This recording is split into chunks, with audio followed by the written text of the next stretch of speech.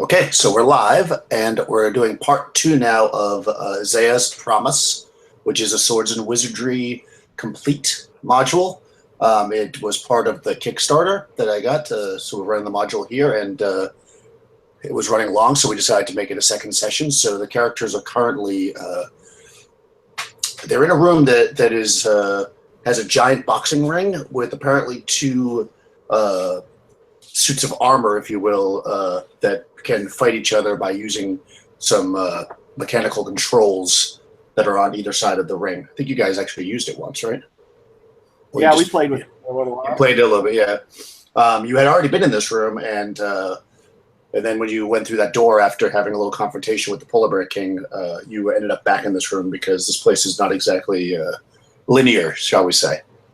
Yeah. So, yeah, let's just go through and introduce the characters again, and then we'll kind of figure out. I'll reread the room, and we can kind of go from there. So I'll start at my left. So Crystal. You want me to reintroduce my character and everything you said? Yeah, probably. Unless people are, watching the episodes back to back. Like on Netflix. Which they should be, by the way. My character's name is Mara. She is an assassin. She has a stuffed teddy bear who she is protecting from danger, and she is currently bleeding out of her abdomen. So she's going to have to fix that. Nice. All right, and Wayne?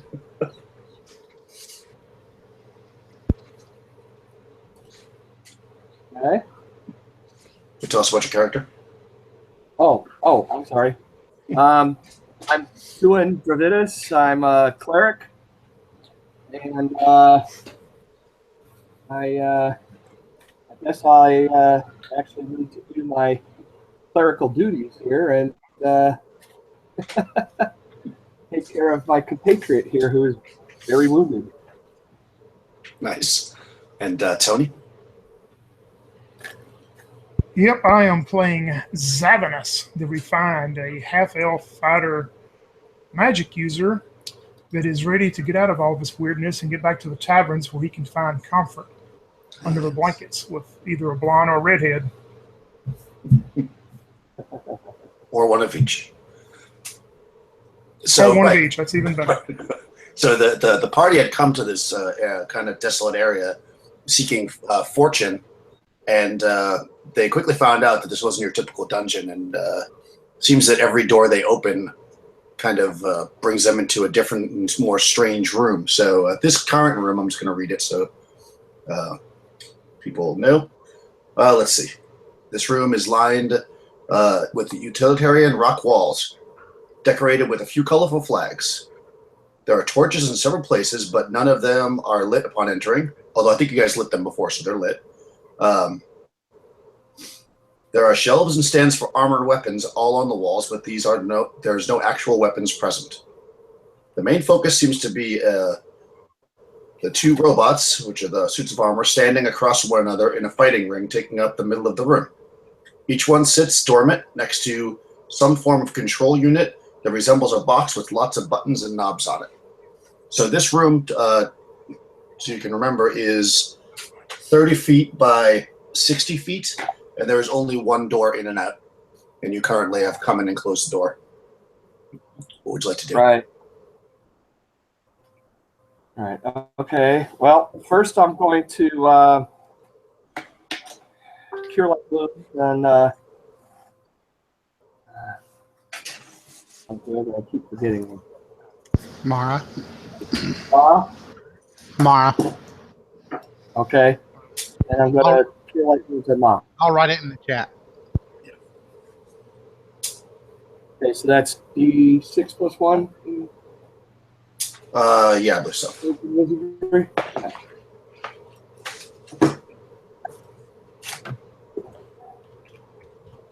Okay.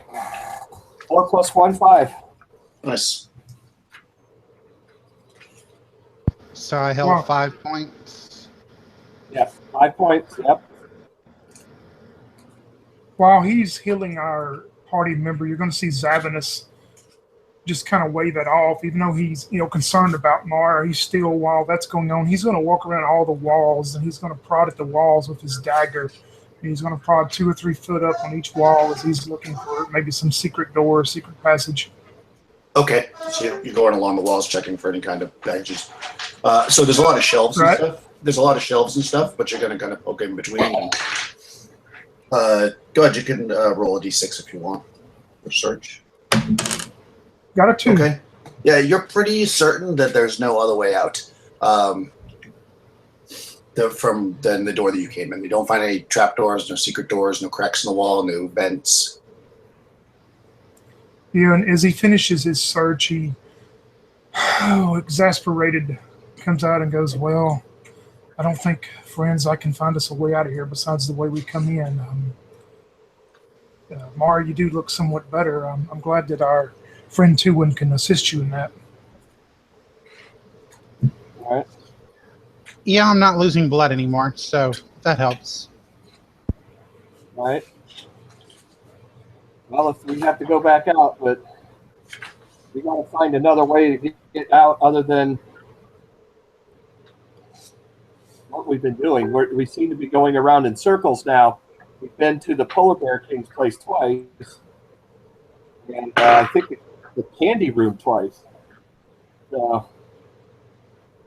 We've only been to the candy room once. I would kill to go back to the candy room. well, Or to find Maybe we another can one find of that those room. mudmen. That would also be great.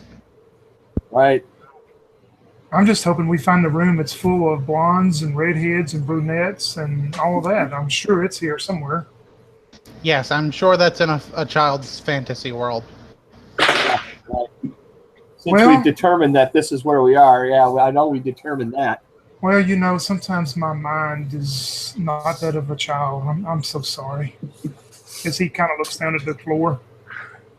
Well, that is true. So if you want to go over your theory as to what's going on here, because you don't really know for sure what's happening. What is it? What is it you think's going on? But we are. We definitely surmised, not 100% proof positive, but I remember towards the end of the last session, we had surmised together that this seemed to be, especially Mara, more than the rest of us, that this seemed awfully like, almost like a child's dollhouse, except for it's interdimensional, maybe. So. Cool. So you're in this room. What would you like to do? There's just the one door up. Yeah, we've searched the room as thoroughly as we can, so I guess we have no other choice. But Yeah, we're going to have to go out the way we can and risk it. Okay, let's think about some of the rooms. We did the toy room, right?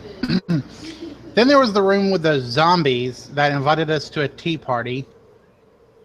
No, I thought it was a dance. They needed a Dance hall, ticket. ballroom dance. Yeah, it was a decrepit ballroom with undead dancers. That's right. And they said we needed a ticket, but they attacked us when we didn't have one. So Right. maybe we need to be finding a ticket. Right, we hid behind the door. We just closed it real quick. We were in the girls' bedroom with the white dragon on the bed with the little girl there. Have dodged out of that so quick, and I didn't want to talk to it. That might have been a mistake. So far, the only way I could think to get a ticket would either be to ask the Polar Bear King or through some form of magic. Maybe we should try playing with the robots here and Well, I think after the last get a ticket or and I think if we ever see him again, he's going to just attack us outright. it's possible. Next time, Mara, I don't mean any disrespect. We've traveled in many adventures, but please let me do the talking next time with the polar bear.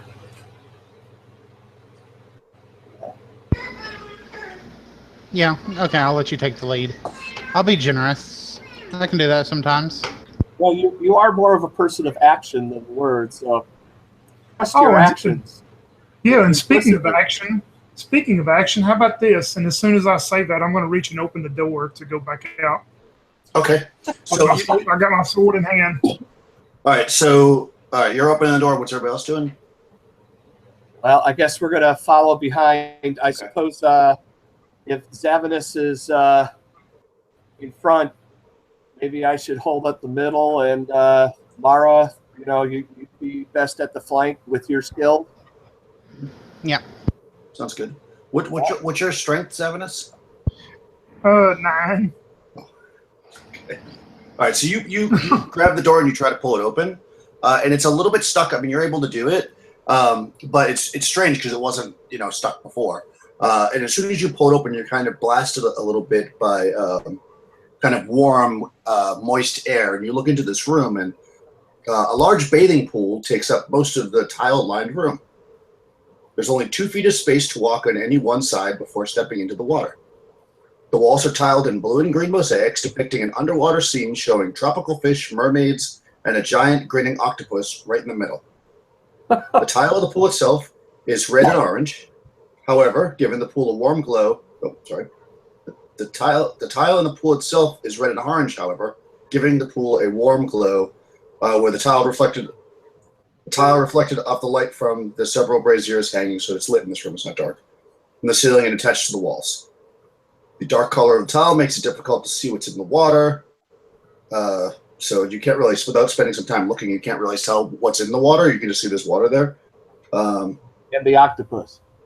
It's a mosaic on the wall of an octopus, yeah. Oh, it's a mosaic on the wall with okay. That's on the wall, yeah. So there's a mosaic of basically you step in, and all around you the walls are blue, like deep ocean blue tile, and there's mosaics of fish and undersea life and a giant octopus. And then right in front of you is the pool, which has red. The bottom of the pool is dark red, and it looks almost warm and glowy because of the light. And the room is actually lit from braziers. It's about 70 or so feet out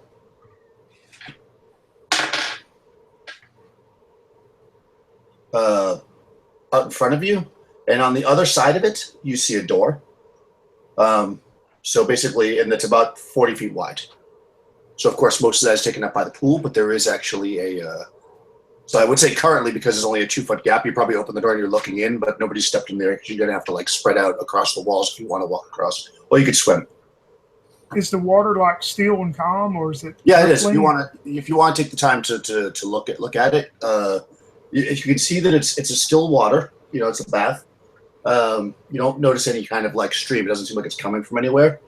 And you do see at the bottom a rather large chest. It is sunken in at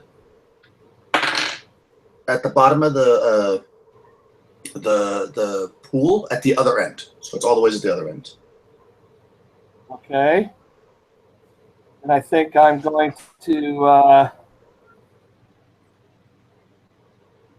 use my spell, Purify Water, just in case there's something wrong with the water. Okay. So you bend forward and cast Purify Water. I guess making the water pure. I guess clearing up any any poisons or whatever that might be in the water or any of that kind of stuff. Yes. And yeah, that works. Okay. Now the creature in this water that's going to kill us can breathe better. Good job, cleric. You are welcome.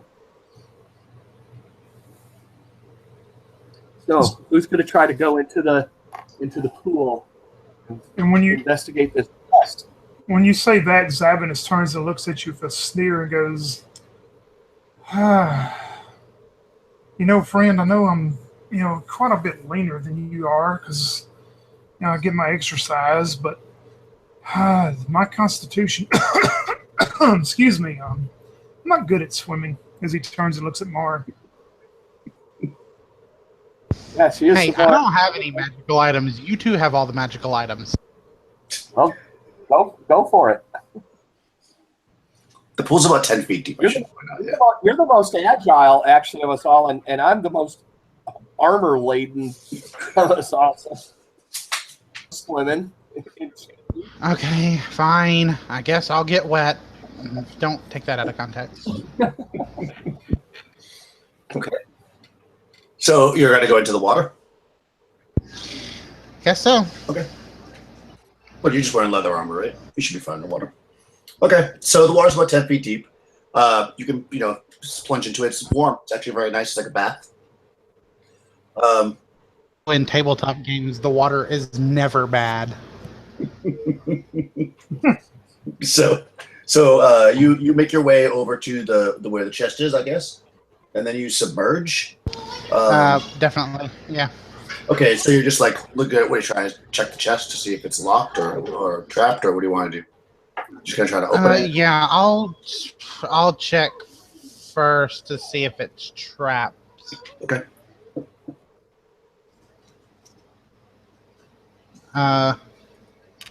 What kind of roll is that? You should have a search for traps. As an assassin, you have that skill. Oh, it's called. Let me see. It's called a something. Just quickly look it up for you. It's called. I think it's find and remove traps. I think is what they call it, but it might not be. Let's see. The delicate tasks. Hide in shadows. Delicate task. Okay. Yeah. So I want to try and roll under that, right? That's correct. Oh, sorry. I rolled a d20. I should be rolling percent. Yeah, then you definitely roll under it. Yeah.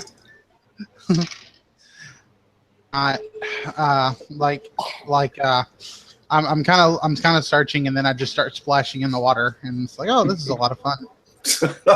Okay. Yeah. So you don't see anything. It does appear though that the chest is unlocked. It has like a latch on it, but it's not locked. It doesn't have a lock on it. Okay. Yeah, guys, it's definitely not trapped at all. Why don't you come open it for me? Or we'll bring it up here so I don't have to get wet. Can she bring it up? Well, I don't know what kind. Like, it must be on some kind of pillar or big. something. It must be on some kind of pillar. Like, I don't know how heavy it is. If I tried to swim over with it, it might. I mean, you could probably drag it across. It's pretty big. You don't think you could lift it, but the water being, helping with the buoyancy, you probably might be able to drag it to the other side, closer to those guys. But yeah, if you you could try to lift it up, but they're gonna have to come around to the side to help you. No, I'm just gonna go ahead and open it. They already have magic items. I want one. Okay, so she's at the pool and she's like, I'll be right back. Goes under the thing. What are you guys doing? I'm kind of watching the mosaics on the wall and also, glancing towards her to keep an eye on her also. Okay. And I'm making sure that Mara doesn't get in trouble. Okay, so you're watching her swim down to the bottom? In trouble, I'll try to strip off my armor fast enough to go down and rescue her if I have to, if it comes to that. Okay. All right, cool. Even though that I know that'll take a full melee round or two. Yeah, I think it takes a while to take your armor. So, what do you wear? Chainmail armor or something? Yes. Yeah, it takes a little while to go. Yeah. Okay, so you're watching, and Mara swims down very agilely. Yeah, which means it has the gambeson underneath that has to come off and all that other crap. So you swim down, and like I said, there's just a latch on it. So you're able to flip the latch up and open it up. And you open it up, and you're looking inside, and you actually see, it's for such a large chest. It's funny that it doesn't have that much in it. It has what appears to be a tiny pony, like a doll of a pony, but it's made out of like wood, and also a vial, which appears to be a potion. And as you're looking at these things and thinking to yourself, well, yeah, I have a magic item. Up top, you guys see from the side of the pool, you see some tentacles start to come into the water as an octopus enters the pool. The mosaic? No, it's under the water. It's under the water. So I'm going to say there's only roll a d6, Tony, to see where you were looking. 1 through 3, you were looking at the wall. 4 through 6, you're looking at the water. I had a 1. Okay, so you were looking at the wall when that happened, but your character, 2N, sees this octopus come out, so you can actually react first, Wayne. Okay. All right. So it's a giant octopus, basically. Right. Geez. All right. Well, wow. Now I wish I was a fighter. I had a sword. So I'm going to kind of shimmy over there since it's only 2 feet wide, where I'm seeing the tentacles come out, and try to mash one. Well, they're down at the bottom of the pool. Oh, they're down at the bottom of the pool. Oh yeah. Basically, it's like she's down there opening the chest, and there's like what actually happened. I'll just tell you because that really matters. When you open the chest, there's actually a device that opens up the cage that was holding the octopus that was hidden underneath the other side. So basically, it starts to come out. Yeah. So yeah, so this octopus is like moving out. Yep. Reach down into the pool and slap at the water really hard because, hopefully it'll get Mara's attention under there. Let her know what's happening. Cool. Okay, what are you doing, Mara, by the way? You see basically a small pony, toy, if you will, and a potion. Okay. I would kind of sit there like maybe it magically turns into a boat.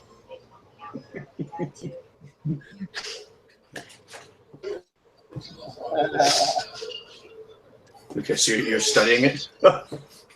Yeah, I'm studying the pony, seeing if I can figure anything out. Probably at some point it's like, I should probably breathe. Oh, yeah, exactly. All right, so you're looking at the pony. And I guess this thing's going to come up and attack you next round. But let's roll initiative to see who moves first. So it's a D6. Who's doing initiative? You can start since you're the one in the water. You rolled a 6 though, so hopefully you roll a 6. 5. Okay, so it's going to go first. So the giant octopus reaches out. Oh wow. See description, page 25. Okay, so the giant octopus. Oh my. It reaches out and it pushes me gently to the top because it knows I need air.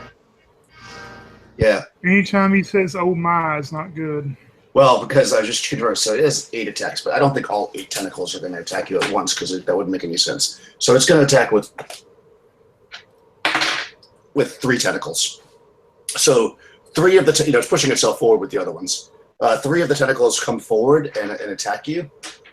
So you feel, well, maybe possibly feel damage. We'll tell you in a second. 11.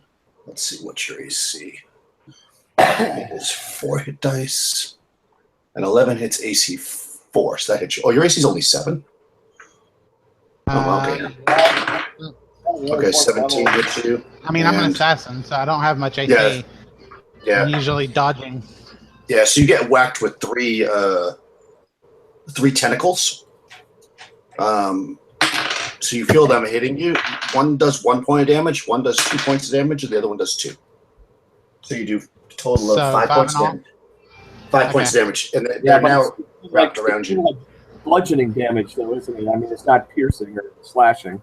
Basically, they wrapped around and they're starting to crush you. Oh, jeez.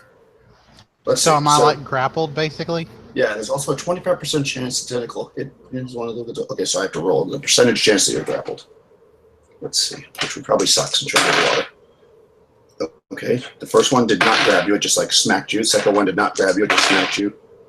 The third one did not. Okay, so you're not like it's not any of your arms and legs, just kind of like wrapping around you, so you can still move. Yeah, I mean it basically at this point now does automatic damage because it's like on you, but it's not holding you from trying to swim away or anything like that. Like you can still attack it and stuff if you want. Okay, so what's everybody else doing? So what are you doing? You might as well go first since you're in the water. So you're looking at these things, and all of a sudden.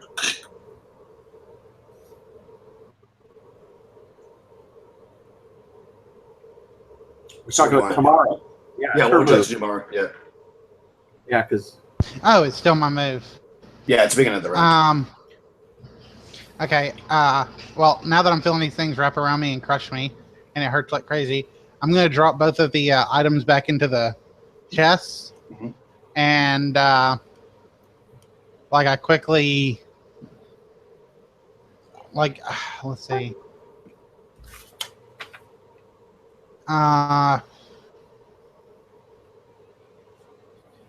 I guess. Yeah, and I guess I'm just going to quickly, like, I'm not grappled, right? Now, well, it's like around your waist. Okay, after I drop those into the into the chest, then I'm going to try to, like, shoot back up to the surface for some air. Okay. Yeah, you could do that. Its arms are long enough that even though it's got you, it's not holding you under. So yeah, I'll say Okay. you're able to get to the top. So you can now breathe. You pop your head out. And Tony, Wayne. But I'll say like the way I went, you can tell that like I'm obviously hurt, like I have a cracked rib or something from where it grabbed me. Yeah. So you come up out of the water and you're like, ouch. Yeah. Well, and I'll Okay. try to. Is she close enough to the edge I can grab her, or is she in the middle of the pool? She's on the other side of the pool. The chest was on the opposite Yeah. side. You guys stayed where you were. So she is some 60 feet away, roughly. Wow.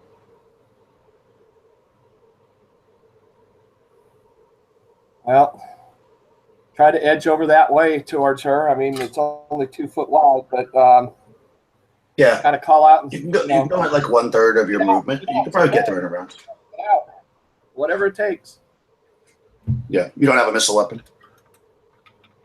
I don't have a missile weapon. I'm a cleric. Ah, okay. I About don't think I have a. I didn't think I got a sling. I I did get a sling. Yeah, I got a sling. yeah, I mean its tentacles are wrapped around her waist, so you could theoretically hit the tentacles because they're up out of the water. Just You know, don't at least miss. temporarily. They just don't miss. What kind of class? The armor class is 7. 7. Armor class is only 7. Wow. Yeah. Okay. Not bad. I rolled a 14. I don't know if that hits. That definitely hits. Yep. Oh, it does. Okay. Yeah, you only need a 11 to hit 7. Oh, really? Oh, okay. All right. Then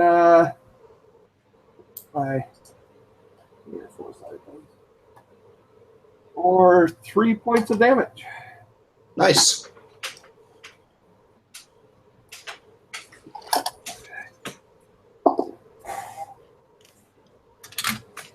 Actually, let me roll on what this is. Was that studded enough to let it go? Let her go? How much damage? 6. 3. No. I thought it might just shock the tentacle enough to be like, what the heck? No, well, I mean, I would if it was a certain percentage of its hit points, I was going to say yes, but at this point, it's still really strong. So, what are you up to over there, Zavinus? You know, in all the emotion of just the seconds that seem like minutes now of Tuwin showing me, you know, shouting out about the deal, and I see Mar come up to the surface gasping for air and wrapped by these tentacles. I know at this point the only thing I can do is yell at her, get out of the water, get out of the water, and I will take off running around whatever side I can and take all my movement to get around to her. Okay. Brilliant idea. I think you could do one of two things. You could either get there and do nothing else and not take a chance of falling in, or if you want to like charge and attack, you could do that, but you'll have to make a dex check. Ooh. I think at that point I'm going to just use everything just to get to her. If I can just get to her, and All right. maybe next time. Perfect. So you run up to the side, and you basically just get to where she's at the end of this round. Cool. Initiative. 4. Mara, you go ahead and roll since this is.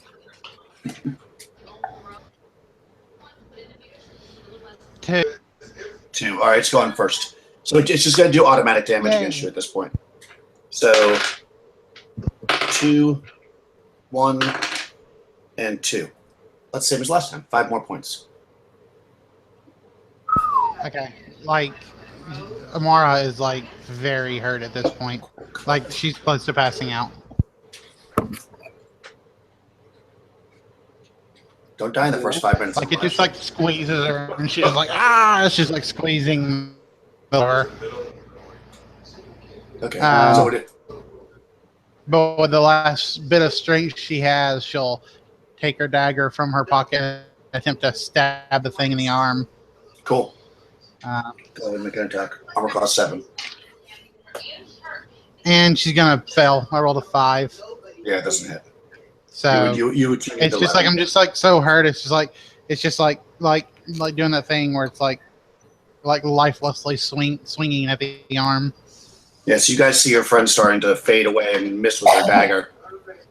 What would you like to do? 2 when you want to go first. That's your furthest away. Yeah. I'll fire with my swing again. 19. Nice. All right. What did I do this time? Only 2 more. Okay, 2 more. Okay. Well, I really hit solid, but I did a bit more. It was effective. It just hit at a stronger part of its body. You do you think you see it start to loosen the grip a little bit, but then it kind of re-grabs again. And what are we up to with the magic user? Yeah, I'm looking up a spell real quick. Hold on just 1 second. If I can, I'm almost there. That's fine. I don't have my books. I had to pull up my PDF real quick. Oh, get it from. My book's on the other side of the house. Yeah, I hate when that happens. Let's see if this would work. I don't think it will, but I'm going to look it up real quick. Which spell is it? I can also look.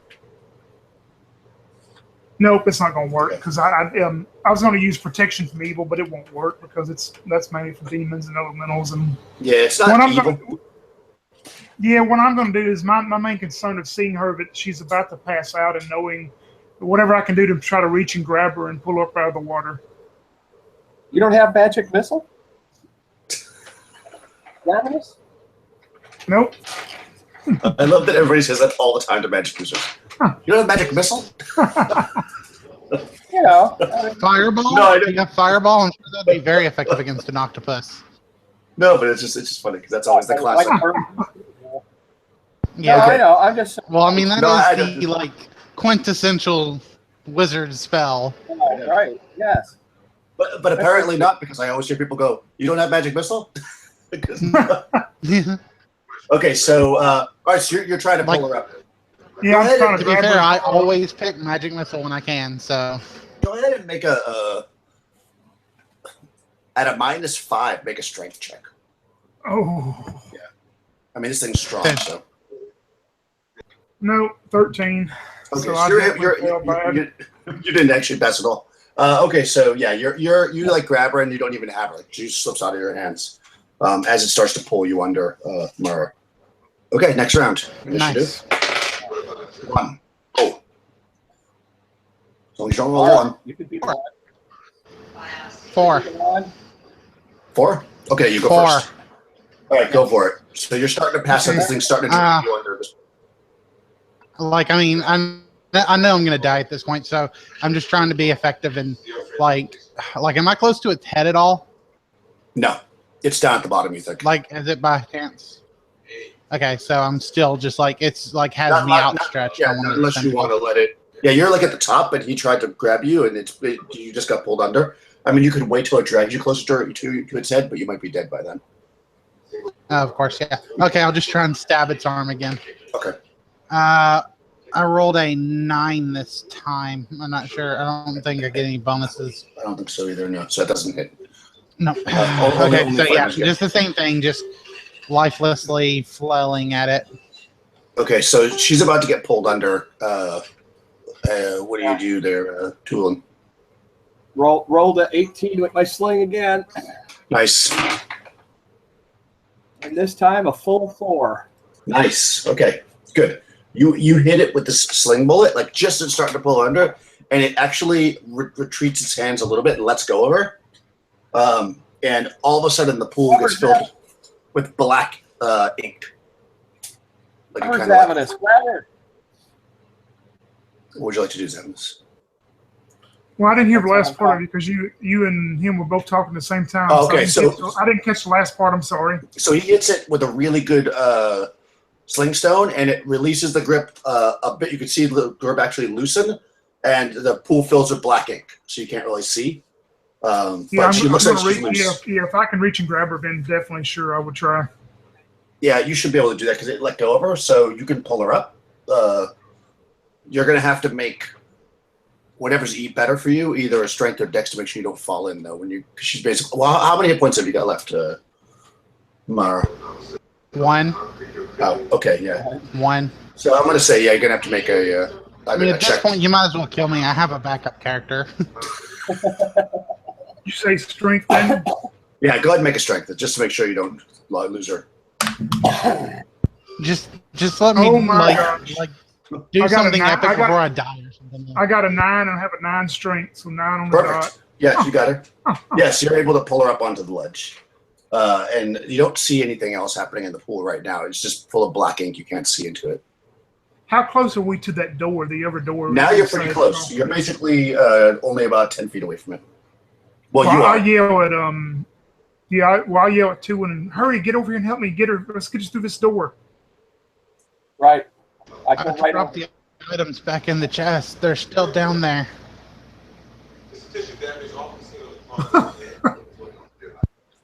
And down there they'll stay too. Okay, you want to try to go through the door? It doesn't bother you anymore. Let's see. You open that door.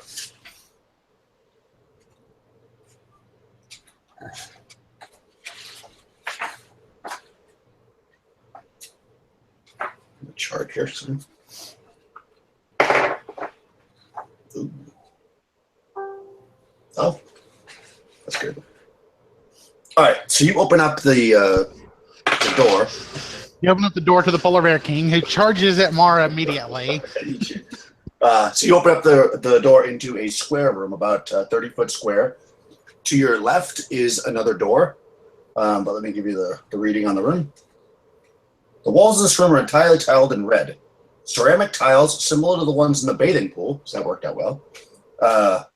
In each of the 4 corners of the room stands a life-size granite statue of a hippo, each painted a different color: pink, orange, green, and yellow. Next to each of them is an indentation carved in the rock that holds 5 large pearls, about the size of bowling balls, behind a gate. There appears to be a mechanism to open the gate right by the door where you are. They're all connected together. So it looks like there's a lever that you can pull, and it's very clearly, if you pull the lever, it will open up all the gates. And in these gates, each one of these gates, you see 5 large pearls the size of bowling balls. And in each corner of the room are hippos, which are both statues, I should say. Right. Pink, orange, what? They are pink, orange, green, and yellow. The first thing that Zavinus would do is we can all enter the room is, of course, secure the door, and he's going to yell at Two and go, do you have anything you can do, anything left that you can help Mara with? Oh, let's see.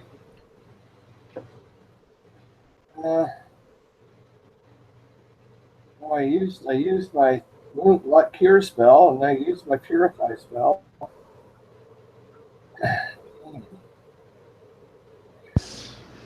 Mara's just gonna act tough. Don't Well, worry about it. I've got the candy necklace. Should we try something? Let's try the That candy? Yeah, that's a candy necklace. That's true. Let's. I had a bunch of. I only had 3 blue and 3 white, but I had what, like 8 of the other colors? Yeah, there was a lot of orange and yellows. A lot of orange and yellow, right? And a few red and greens, and only 3 blues and 3 white. Yep. Yeah, several red and greens. Okay. Logically, the ones that are least will be the most useful.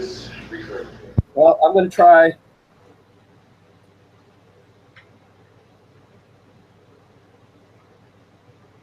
Which would be weird.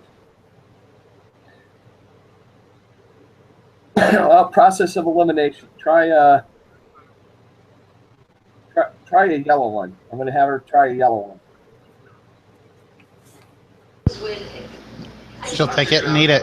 So you're gonna bite it right off the necklace? Yeah. Yeah, sure. I mean, nothing left to lose at this point. Okay. It's sugary and delicious. Okay. That was sugary and delicious, but I don't feel any better. Try the white one. An orange one? Okay, I'll try an orange one. Okay, and you just had a yellow one, right? Yes. So you had a Oh yellow. no. Now I think I see how this works. All right, so you eat an orange one, and suddenly you feel very full. Oh, And I'm energized. really full. Yeah. that's a. I don't think. But I did feel it like I feel just any had a good? whole meal, but no, I don't feel any better. Yeah, you feel very full, like you wouldn't have to eat again till tomorrow or something. It's kind of like a ration. Okay, hold on a minute. Try a white one, Mara. The white one, that would be the cleric should know that means it's something good. No, I can't eat another bite. Yeah, you feel really full. If I eat that, I'll barf. Well, you're just going to have to hold it down. Try a white one. Now I only got 2 of those. Okay, we gotta try a white one. Okay. Should I try and do some kind of check for this to see if I manage to hold my food properly? What's your constitution? 16. Oh yeah, you're fine. Okay, cool. You're fine. You're feeling very full now. Okay, I ate a white one. Yeah. It's That's sugary it? and delicious, and you're feeling pretty full. It's sugary and delicious. God, so one's a ration, 2 of them. I'm pretty sure that how those things work is you eat one color, and then the orange activates a random effect based off of the last one you used. Probably. So I have no idea what the rest of these are going to do, so we better stop where we are.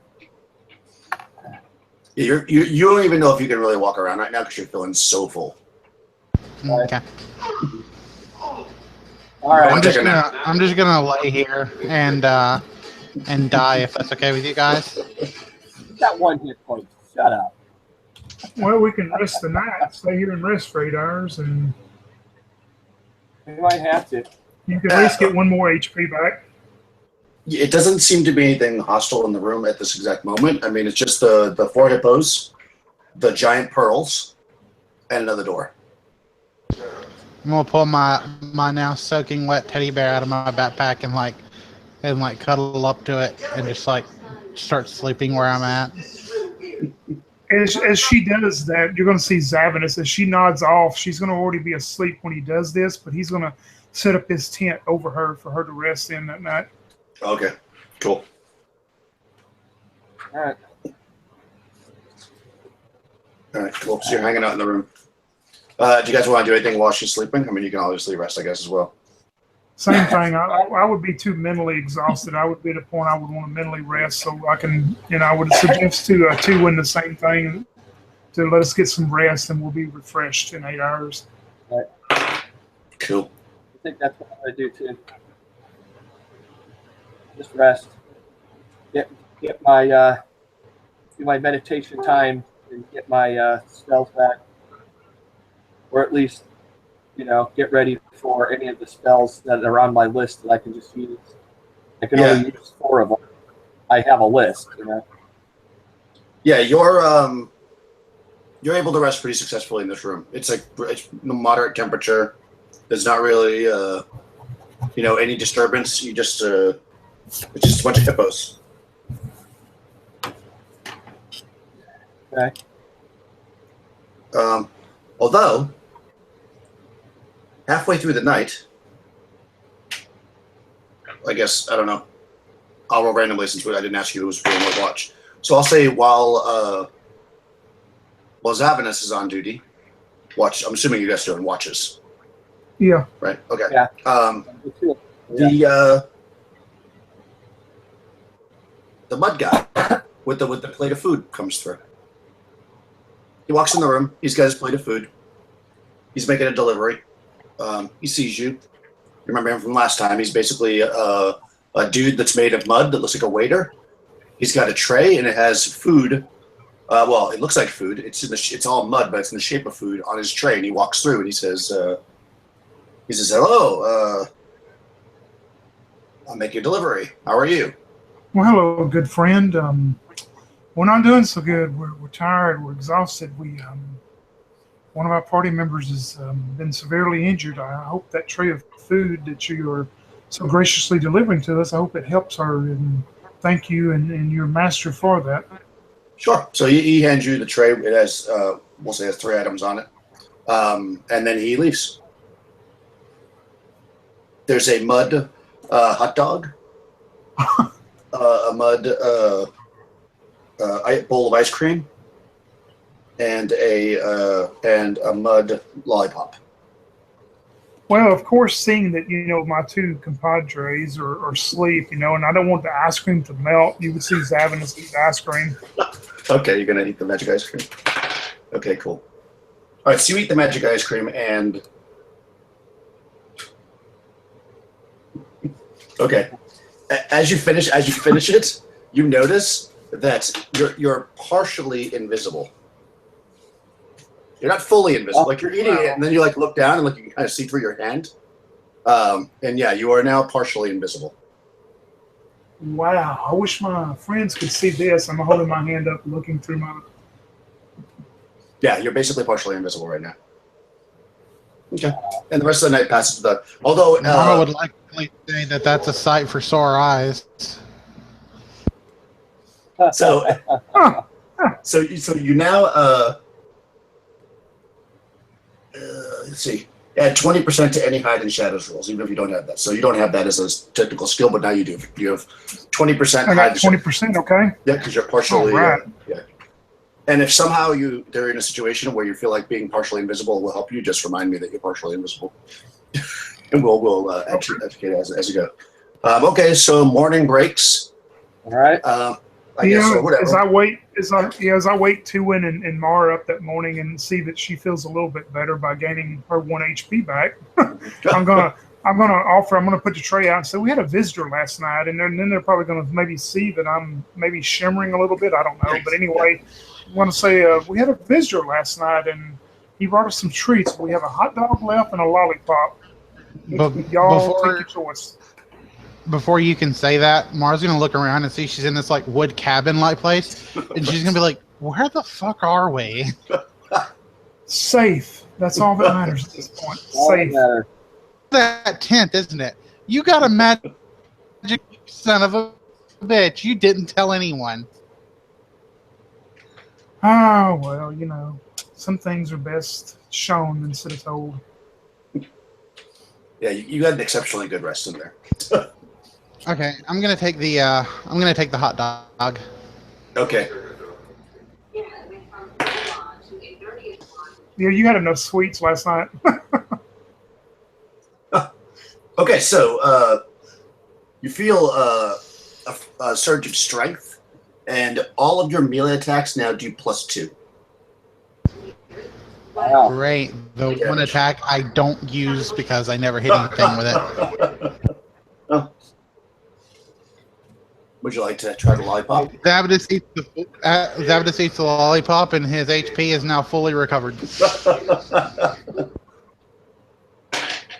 All right, so do you want to have the lollipop, Tulin? Yeah, Tuin is still not convinced with this mud food. He's just not into trying to eat any of this. You don't want it? Okay, there's still a lollipop left then if somebody wants it. Or you can do whatever. I'll try. No, I would if Tuin don't want it, I would tell Mara to eat it first. Yeah, I'm gonna eat it. Okay. Good. I'm glad that worked out. I'm not as full as I was last night. Yeah, you're not. You feel normal again. So, any injuries you currently have instantly fade away and are healed, bringing you back up to maximum number of hit points. Yay! I was like, when you took the hot dog, and I was like, because it's random, so it's like that's just hilarious. Because you even said that. You're like, I thought the one with the teddy bear was going to grab the lollipop, so that's why. I mean, I did it randomly, so I didn't know who was going to. That's a fair point. I should have grabbed the lollipop because of the teddy bear. Toon is just going to rely on his deity and not on some mud cakes. Okay. Yeah, so now you've eaten 3 pieces of candy necklace and 2 mud pies. Right. And you're feeling pretty good. Okay, so you're in this room with the hippos. Again, it's a square room. It's concrete. Oh no, it's tile walls like the other room, and it's 4 hippos. They're basically in the corners, like pointing in. 4 statues of hippos, and also I guess 20 pearls, bowling ball size pearls. Jeez. The first thing that comes to Zavanus's mind is he looks at Tuwin first, and he kind of gives Tuwin maybe a nod that they've had before to hopefully that Tuwin will gather on to agree with what he's going to say. Then he turns and he looks at Mara and he goes, "Look, I know you're feeling much better. You've got all your strength back, and yeah, you look good this morning, but something tells me that if we mess with these pearls, I'm afraid if we do anything with them, see how those hippos are facing? They're all in one in each corner, and they're all facing like they're going to charge, if you know what I mean. I don't think we should mess with anything in this room, but that's my opinion." I think we still are looking for a ticket for that ballroom. And I think our best bet is to try and Mara, Great idea. she's in this room now. I'm going to assume that she's already stepped out of the tent and everything. Yeah. So there's 2 doors in this, right? That's right. There's a door you came through, and which is on the east wall, and on the south wall there is another door. All right. So Mara, filling up to her full self and everything, she's going to say, I've noticed something. Every time we're in a room where there's only one door, the place we step into is always randomized. But whenever there's more than one door, things tend to stay the same. Like with the clockwork, we stepped in that room with the slippery tile. The clockwork toy room with the clockwork monster was still there. So I'm thinking we should not head through the door that we came through, because I'm pretty sure that octopus is waiting for us and is going to drown me as soon as it sees me. Right. What do you think there, Zavanus? Sounds good to me. Yeah, I definitely think that's great with me too. Okay, so you're just gonna leave. You're not gonna do anything else. Okay, cool. Okay, so you open the door to the south. It's unlocked, and there's a 20-foot square room that seems to just be a very, very basic room. It's got stone walls, stone floor. There's a couple of torches kind of lighting it up, and directly across from you is another door, but there doesn't seem to be anything else in the room. Like it doesn't have any of the weird stuff that some of the rooms would have. All right, I'll walk in. Okay. You're in the room. What do you watch, you guys? Hey, we'll follow. Oh, we Yeah, didn't say definitely. anything about Zabatas being partially invisible. Huh. No, you've probably noticed that you maybe think your eyes are playing a trick on you as you see him kind of shimmer in and out every once in a while. Exactly. Yeah. Okay. Yeah, so you're in this room. 2 food items on that tray, right? As far as you know.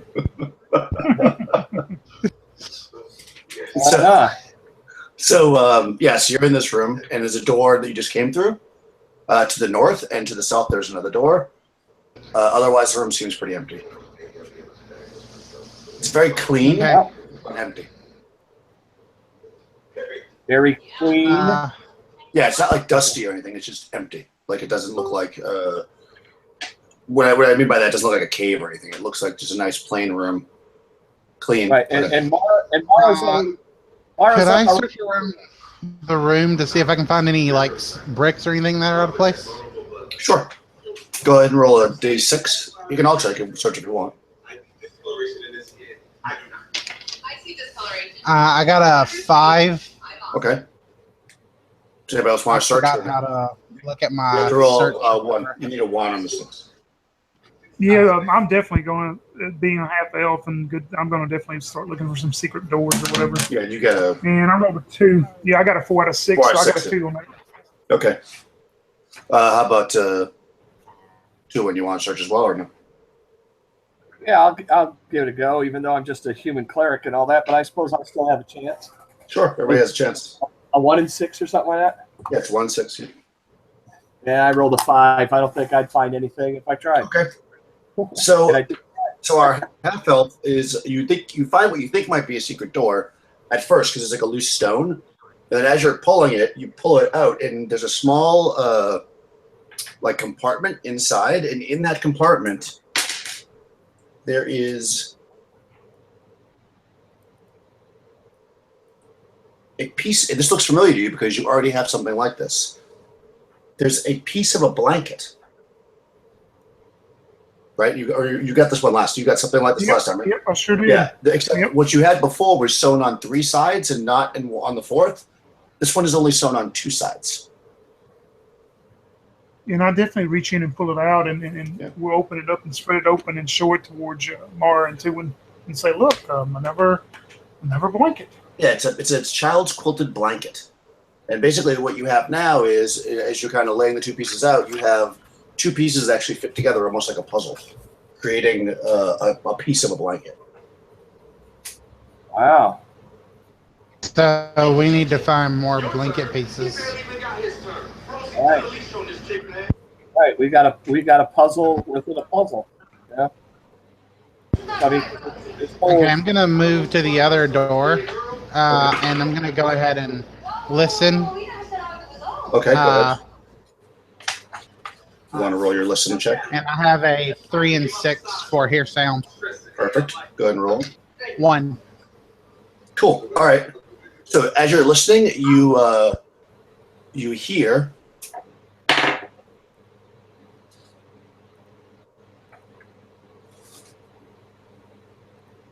you definitely hear something. Let's see what it is. Okay, perfect. So you hear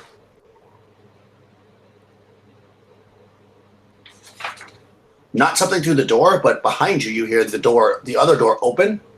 In it walks a lion, and riding on it are 3 pixies.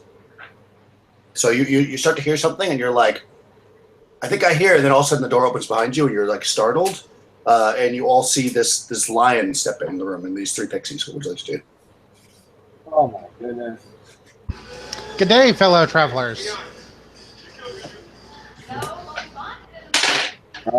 You see Zavanus go down to one knee as he's bowing like towards him. Okay. Nice. Yeah. So they're studying you, and they say, I'm trying to find the pixie thing. Sorry. They say, "Who are you to trespass on our lands? You haven't paid the toll." Well, we have permission to be here by the Polar Bear King.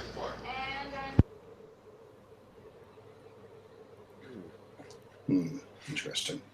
And Zavanus, as he's still on one knee, he says, "Well, what would the toll be? I mean, what type of payment do you require?" Right. So they say, "We are collectors of magic. Offer up But one as magical I item." said, the Polar Bear King has already cleared us to be here in these lands. The Polar Bear King is no king of mine. He's but a puppet. Brother, and Zavanus still on one knee, he looks towards Tuin and goes, "Brother Tuin, why don't you give him one of those magic candies that you have found?" Magic candies? Yes, do you like candies? Hand it over. This is now like a little tiny pixie standing on a lion's head. just Thanks, Zavanus. All right. Well, Well, I hand over the necklace. Oh, you give the whole necklace too? Okay. Well, it's pretty big for a pixie, so it takes this thing and it's like I got the necklace out. it puts it I got the over. necklace out. How do you get one candy? I mean, Yeah. It puts it on, and it bows and it says, "Carry on," and it goes back to the door again. You know, Tool, I totally would have given up a magic item, but I don't have any to give up. So. Well, now I only have one anyway, so, you know. So.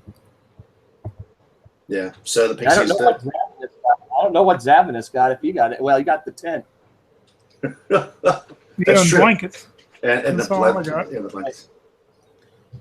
Yeah. So the pixies seem satisfied and they leave. So let me just. Yeah, you don't hear through the door anyways. You didn't really. Except you started to hear something. So now you're kind of thinking about how you're missing that candy. And you're like, I think I did kind of hear something. It sounded like you heard breathing. Like an animal, like almost like a panting sound. I could have swore I heard some breathing on the other side of this door, like panting from an animal, dog, polar bear, perhaps. Not the polar bear.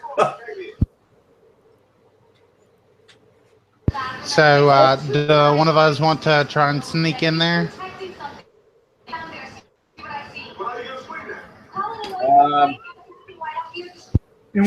At this point,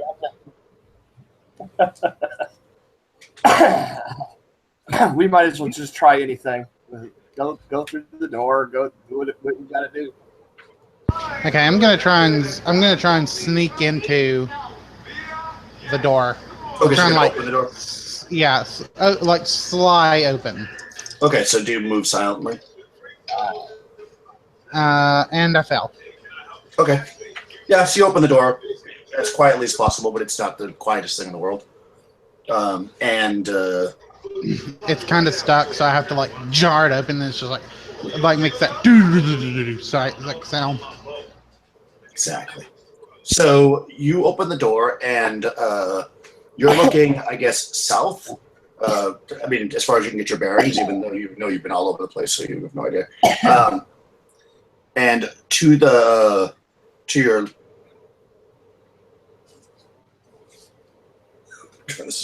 you're looking south. So to your left, you see a door.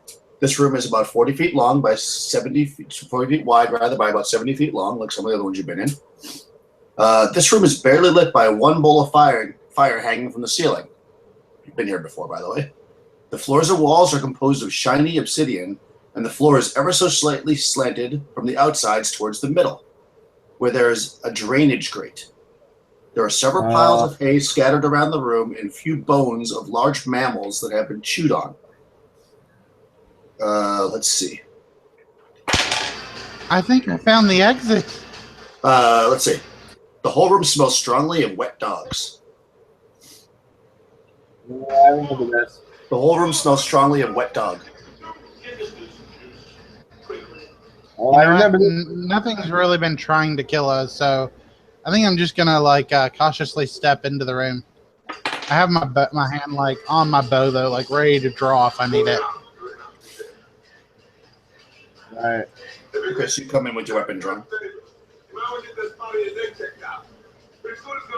All right. Well, 3 miles caution. I'll have my mace ready. I'm sorry, not my mace, my club. Okay, so you come in, weapons drawn, ready. How about our magic user? Yeah, he's going to bring up the rear, and seeing how cautious they're going to be, he's going to try to sneak along and use his little hiding shadows as he moves in. Okay. Mm-hmm.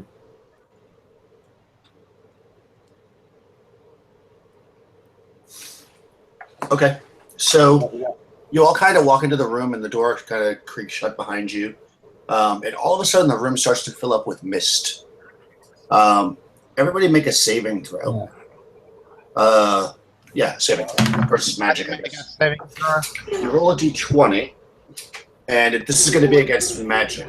So if you have I think like some people have bonuses against certain things. Yeah, I do, but it still didn't help me. I failed. Okay. Oh, I guess they have to roll too.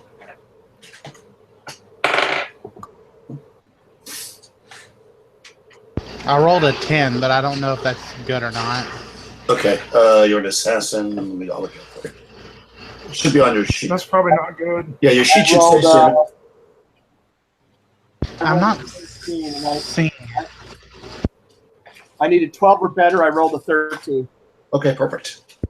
Where? It should be, Crystal. If you got the same sheet as we do, Crystal, it's going to be on the right side under hit points, between hit points and armor class. Oh yeah, okay. My saving throw was 12, and I rolled a 10. Okay. I don't know if I need to roll above or below it. No, you need to roll above it. Okay. Okay. So everybody failed except for the cleric. Okay, cool. You guys drop to the ground. You see your friends drop to the ground asleep. Oh, Jesus. Also, roll under your wisdom. I need to roll under my wisdom? Yeah, on a d20. Yeah, 9. That's well under mine. Cool. You also think you hear something else from the far corner fall down when your friends fall down.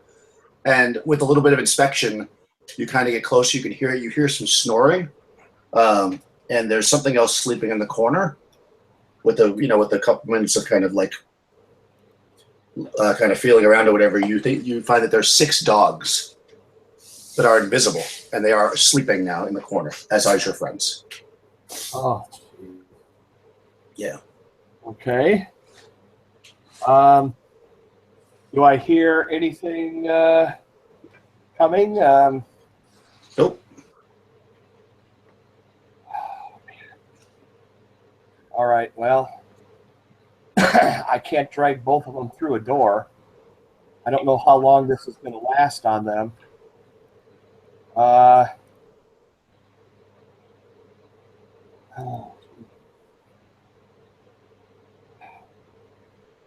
Yeah, and the mist is still in the room. I mean, it's still kind of heavy in the air, but it doesn't seem to be affecting you. Wow. All right, and I've got, is it that door and another door, or is there 2 other doors? Yeah, the door you came through, and then there's one other door. Yep. All right, I'm going to try to drag my friends over to the other door. Okay. And then try to open the door. Sure. The door.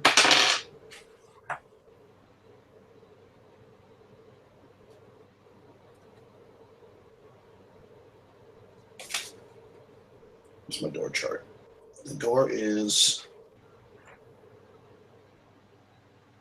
unlocked. Okay. So you can open up the door and you look in there. Oh, that's a good one. All right, so you open up the door and you peek in. Yeah. And what you see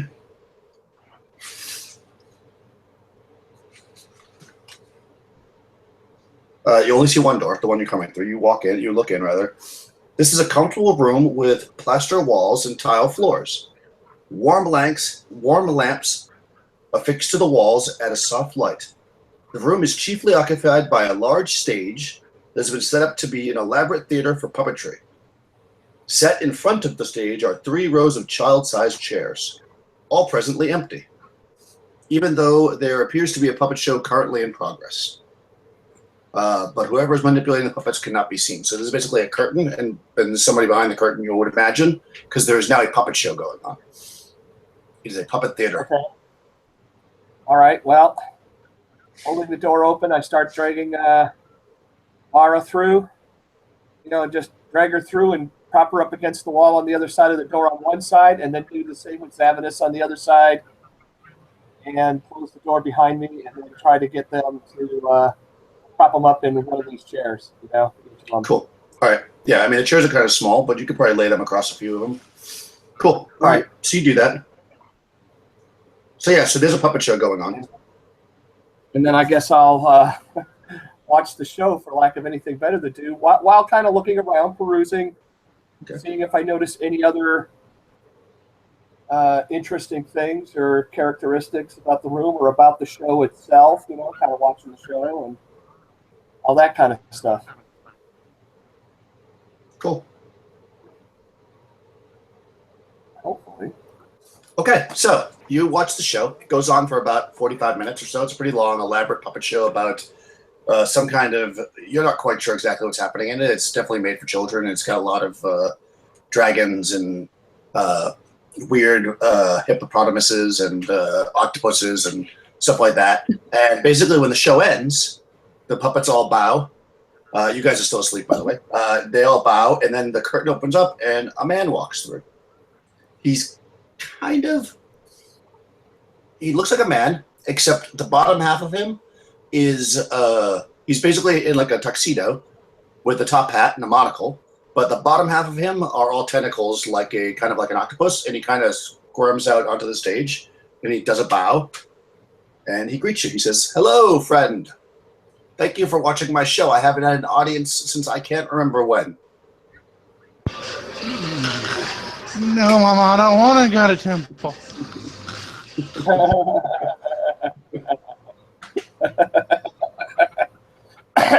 Don't mind her. She's just having a dream. I say to the man, it was quite an interesting show. It was very entertaining. Seemed to be perfect, actually, more for children's taste, but I could see where adults could enjoy it if they were watching it with their children. It was very nice. So he said, but then I add real quick, sort of eluded me. I mean, maybe I came in too late before I missed the introductions and the beginnings and all that. What was the story? This is the story of great heroism in the face of danger.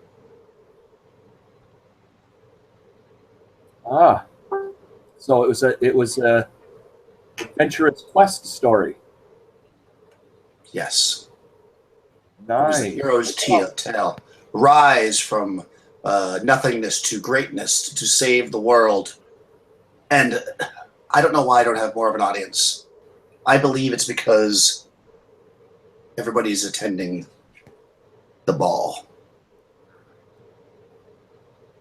He kind of eyeballs you. He says, however, I have a problem. Perhaps you can help me. He starts eyeballing. He starts eyeballing your friends a little bit. He says, I can't leave this room, and I'm really hungry. And perhaps you could give me something to eat. I would be happy to help you in some way as well. Perhaps with another show. Well, I go into my backpack and pull out some trail rations. He looks at it and he says, perhaps, how can I say this? And one of his tentacle little feet starts to touch Zavinus. I need my food a little bit more fresh. I see that you have 2 here. That seems plenty to share. But they're not mine to give. Oh, so they're open for anybody to take. Well, that's fantastic. Thank you so much. He starts to move towards Zavinus. Hey, what? I'm sorry, I don't understand. That's not what I meant. They're free-thinking beings. They have to permit themselves. I can't speak for them. They're the ones that have to speak for themselves. They seem quite unconscious right now. I don't think they would mind. Maybe if I had just a bite or 2. Out of character. Someone really needs to explain consent to this guy. Well, while this conversation is going on, I'm slowly trying to pick them up and move them away if I can. Oh, you're going to drag them away? He said, okay. Perhaps you could bring me something else to eat. Anything that's still breathing.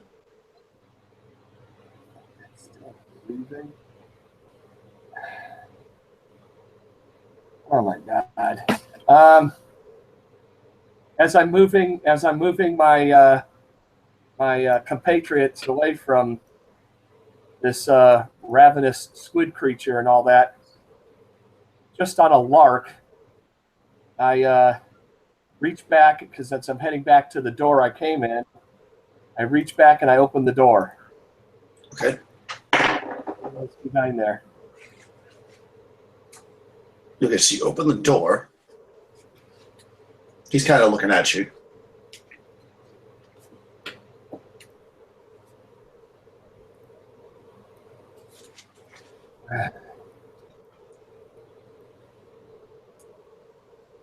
Just want to say, guys, saving your ass is hard work. Okay. So you open the door. You open the door and look in, and you see that you are looking down to about a 40-foot, no, 60-foot long by 30-foot long hallway. Oh, you've been here before. The entire this hallway is slick black obsidian, like stone. There's a bunch of like dudes bouncing around. Yes, you open up the door, and those little clay guys are still in this room. Although by now the web is gone. Actually, Okay. still be there. Hold on. No, they're not there. The room's empty. But you've been here before. This is a slippery floor room. Oh, good Lord. And if you remember what that room is, just get people to watch the first one. So basically, this room, I'll read it again. The entirety of this hallway is slick black obsidian-like stone with about 2 inches worth of ledge on either side. Let's see. There is basically, you're looking straight down into the room. You see a door about 60 feet in front of you. You see on the right-hand side 2 doors spread out. One's about 10 feet down the corridor. The other one's about 30. And on the left side, there is also a door about halfway down. So there's a total of 4 doors. Yeah, that I was room, hoping those little around and seeing this door open and trying to get through, I'd be able to feed this guy. you don't see anything in there that looks like it's food at this point. All right. God, it's only 2 inches wide. He's looking at you. He's like, Yeah, I'm sure. I mean, I you understand that I could simply take what I want.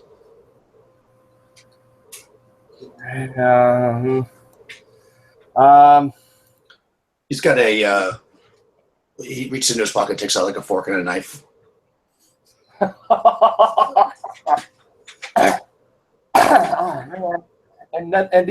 Savinus and Mara aren't even stirring. God.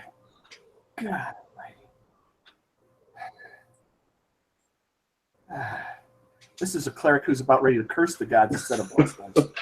Yeah. So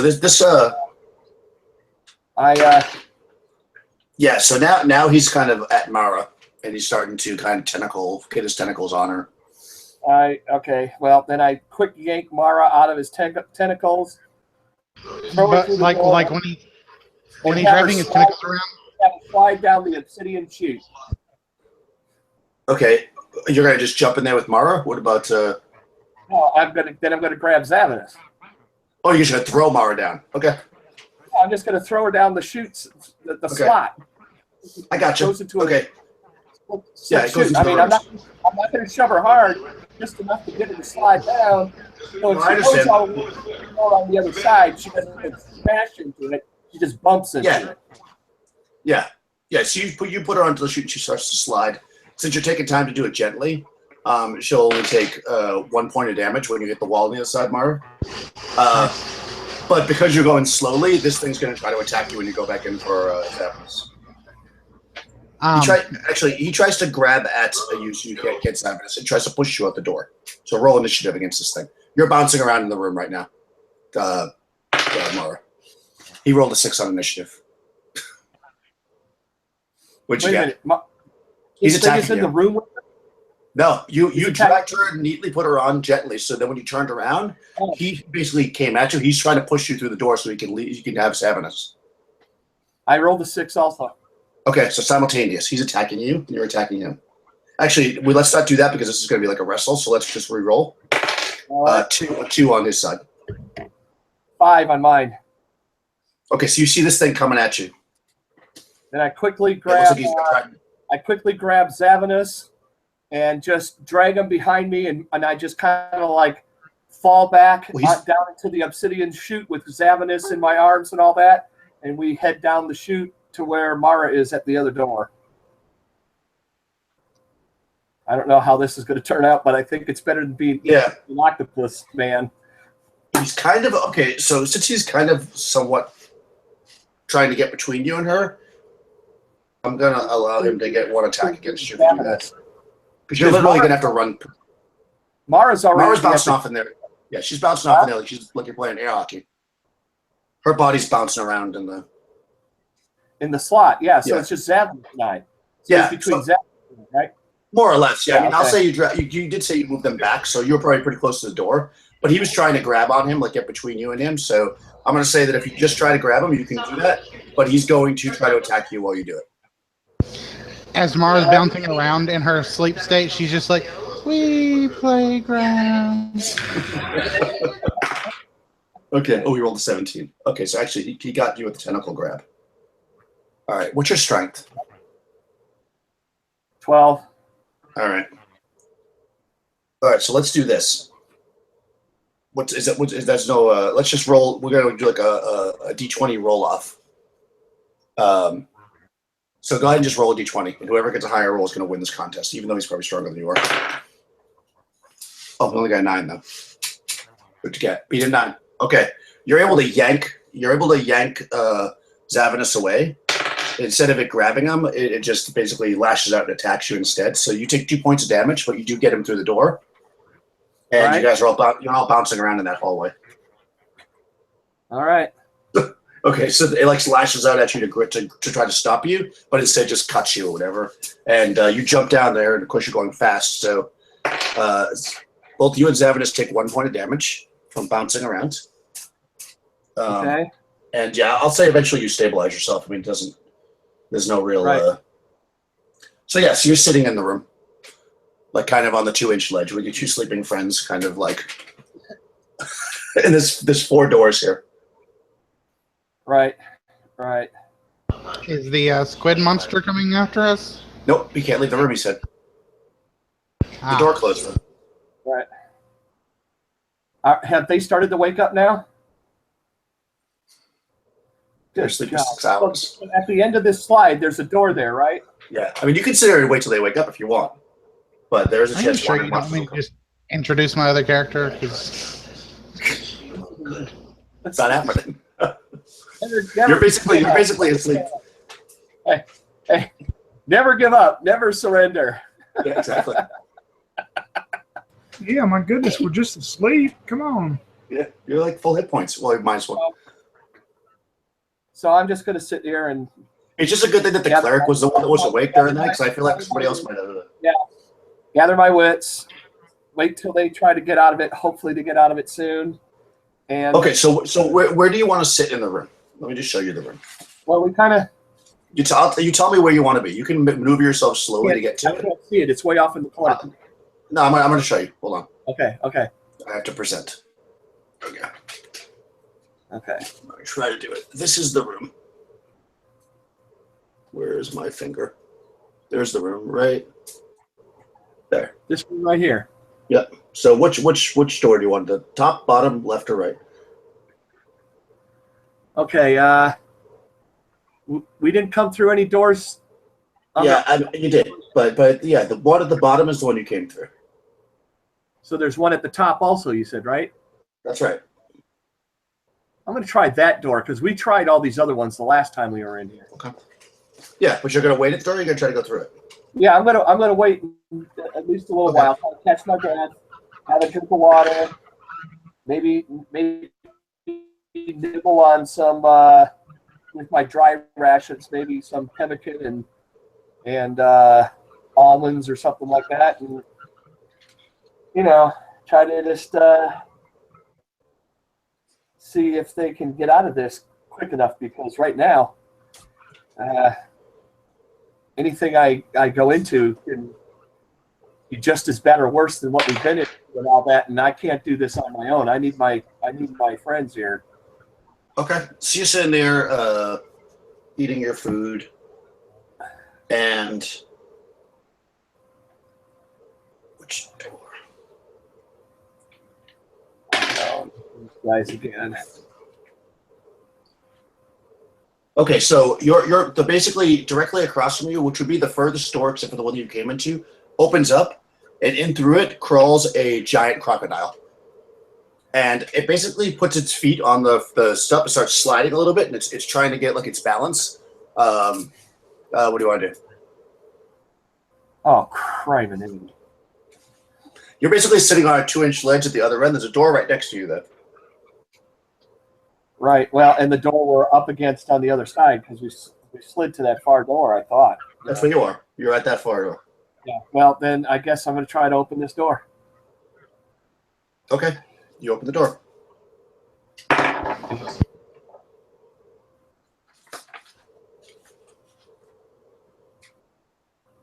Okay, so you open the door and you look in, and it's it's the room with the dogs.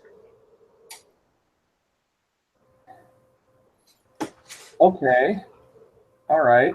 The crocodile is starting to get into this room where you are. Starting to go into that room? It's starting to go after you now. So it's coming into the room that you're currently in. You haven't left this room yet. You're still in the slidey room. Yeah, right. Basically, you could tell that if this thing gets in the room, it's probably going to slide right toward you. So you've got maybe a few seconds to make a decision. Right. All right. Well, and the ledge is only 2 inches wide. You said. That's right. So I can't prop them up on the ledge. No, you can pull them through the door if you want. Basically, the way I imagine it right now is you're basically in the center by this door. They're on either side. You open the door, you look. You could crawl in and drag both of them if you want before the crocodile gets to you. If you do it right now, or you can try to do something else. I'm doing it right now and propping them up against the wall by the door. Okay. Yeah, you drag them into the dog's room. Go ahead and just make a dexterity check to make sure you don't lose one of them. Which I need to roll a 10 or less. Okay. Yep. Yeah, because mine's only a 10. Well, perfect time to roll a 1, isn't it? Nice. Okay. Yes, you're able to easily pull them in there and close the door. Instead of on a battle sequence. Okay, so you're back in the room with the dogs. Okay. Well, and the mist is still here. Actually, what I'm doing is, I'm leaving the door open. Okay, the crocodile is coming down then. Right. Cool. It's sliding down, right? Yep, it's going to slide right towards the door. I'm quickly looking around. Do I see anything that looks like a hay fork or anything like that?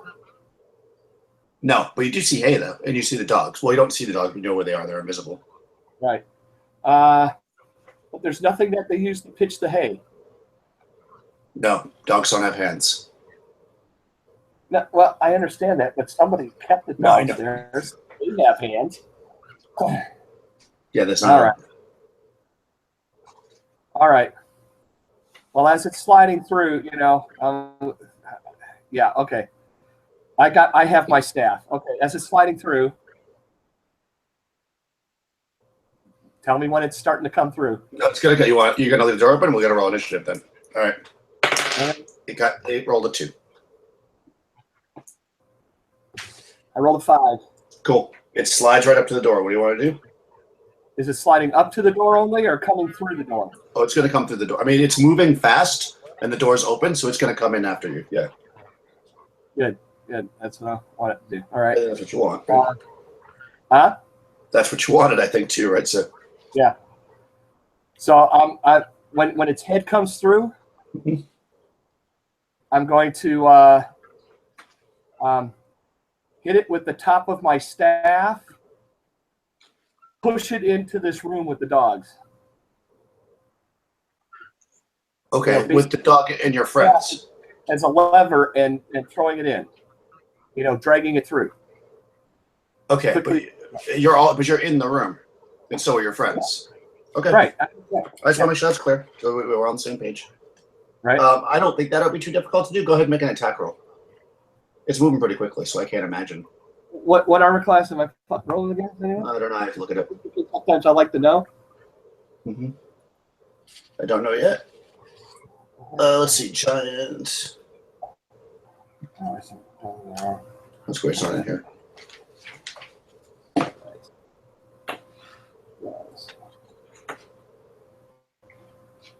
Yeah, I don't think it's going to matter. Okay. I think it's actually 7. I rolled a natural 20. I actually rolled for the first time in a long time. I rolled a natural 20. Oh, you roll 20. Okay. Yeah, Yeah, you're able to do that. So basically, you jab the staff into it and slide it into the room now with you and your friends. Yeah, and pushing it as far into the center of the room as I can when I did it. Okay. You know, using its momentum, you know, as it's sliding down this obsidian part. Yeah, I got you. Sounds reasonable. Okay. 100%, no problem. Now, the giant crocodile is going to whip at you with its tail as it goes past you. Okay. And it rolled an 18, which I'm pretty sure is going to hit you. Yeah. Yeah, you will also only have a 7 AC. All right, so it's you successfully scoop it past as you're like yes, and then the tail just whips around and scoops your legs out from underneath you. And it does 5 points of damage. Holy cow! Wow. Yeah. And now you're in a room with the giant crocodile, and your two friends are leaning against the wall on the other side of the door. You're in the center, I guess, right at the doorway, and the dogs are at the other side. So let's roll initiative again. Is it put to sleep, perhaps? Thank you. What did you roll? I rolled a 4. Yes. The crocodile falls asleep. Do I got to roll again? Or am I immune to this from the first time? Yeah, you have to roll again. So I got to roll better than a 12, right? Yeah. Rolled a 14. Nice. So you're totally fine. Now you have All you have a sleeping crocodile, 6 sleeping dogs, and 2 sleeping friends. Right. I'm going to drag them back into the obsidian room. I'm going to call it the obsidian slide room. Okay. Drag them back into there and close the door behind me. Okay. So now you're back in that room. Cool. Right. Okay. All right. And they're still not awake. Nope. Holy crap. What is this? Keep them asleep for a night or something? Well, how long does somebody sleep for? Oh, fun. Okay, exciting. Yeah. All right, yeah, so you hang out there. You wait there a long time, if that's all you're going to do. So about 4 hours later, they wake up. Fully rested. And actually, Tony and Crystal, you guys had basically like a full night's sleep equivalent. So you actually, interestingly enough, even healed a hit point if you're down. All right. Yeah, you're like back at max now. Yeah. So you're like you wake up and you're basically in the slidey room that you remember from before, and you're and I tell them all that transpired, and the octopus man and the crocodile, and then ask them, okay, where do we go from here? So you have a crocodile in there. So you have a sleeping crocodile. It's a sleeping crocodile, but this door obviously is one of those that every time you open it, it's in a different room. And there's a octopus on the other side of this that wants to eat us. Yeah. I've told a story about how it tried to eat both of you, and well, it's a puppeteer. It's not really an octopus. This is crazy. But hear me out. It wants us to bring it something breathing. I say one of us go back in that room, grab one of the sleeping dogs, maybe the sleeping crocodile, take it back to the guy, let him eat that dog, and maybe he'll help us out.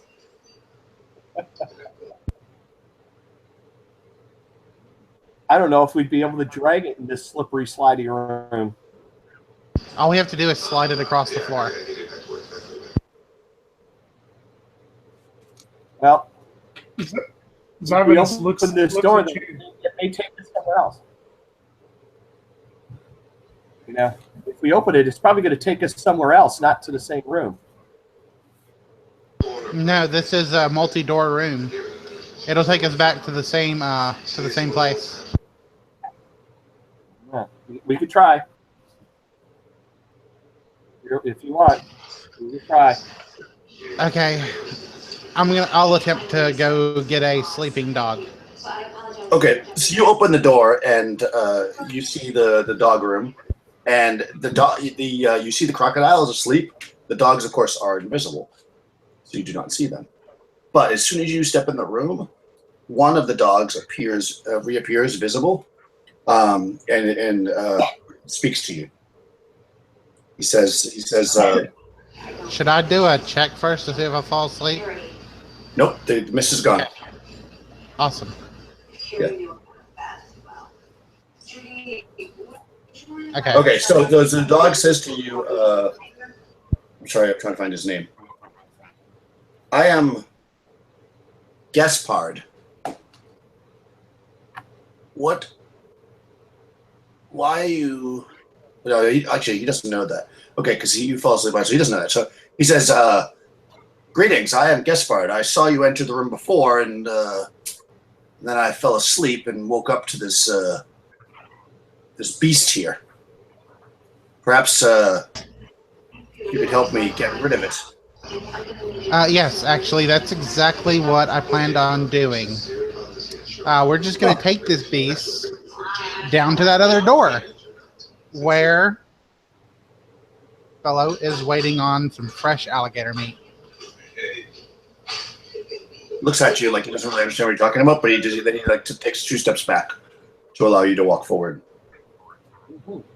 So I'm going to attempt to grab this crocodile by the tail, and I'm going to attempt to drag it to the door. Yes. I'll help. Cool. Yeah, so you could do that. You get the alligator to the door, and I guess you could just push it if you want. It'll slide right down the hallway. Yeah. That 100% works. And then I'm going to attempt to do my my thing again, where like I hop and try and like slide down like all acrobatically. Okay. Like a figure skater. Okay. So should I try and roll under my decks? Yes. Under? Under you. 7 out of 12. Nice. You're able to slide right down, no problem. Just as the alligator hits the wall, you slide down and land right next to it. What's Figure 8 as like I'm going down, like I do a figure 8 and like twirl, like all those ice skating lessons paid off after all. Okay, so the plan is to open this up and talk to the puppeteer. Yes. Okay. Yeah, so you open up the room, and what you see again is an comfortable room with the plaster walls and tile floors. When you open the door, you don't see the puppeteer, but you do see the shows going on.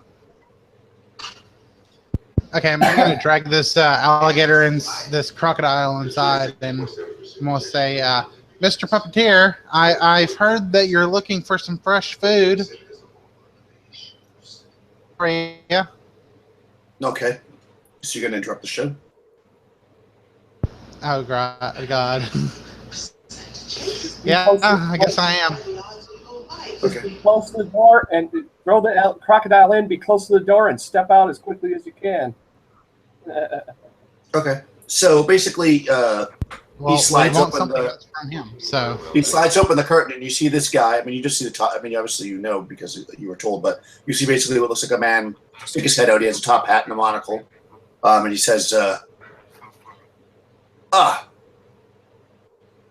that's quite rude." Then he sees the crocodile, and he goes, "Oh."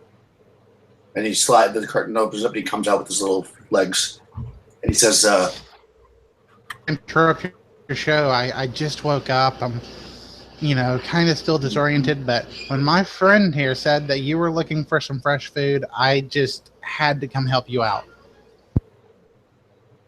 "Well, that's quite kind of you." He goes on top of the crocodile, with his legs, and sits on it, and you get the crocodile kind of shudders a little bit as he starts to absorb it. Okay. I heard that you were upset about that ballroom dance that's going on. Yes, everybody goes to the ballroom dance instead of seeing my fantastic show. I've been working on the show for 100 years. Assume that you would get a ticket to this ballroom show then, since you work at this place and all. Yeah, I have tickets. If you were interested, we would totally crash that party for you. We would just need some tickets to be able to get in. Indeed. And then when such a disaster went down, I'm sure everyone would come to see your show from now on.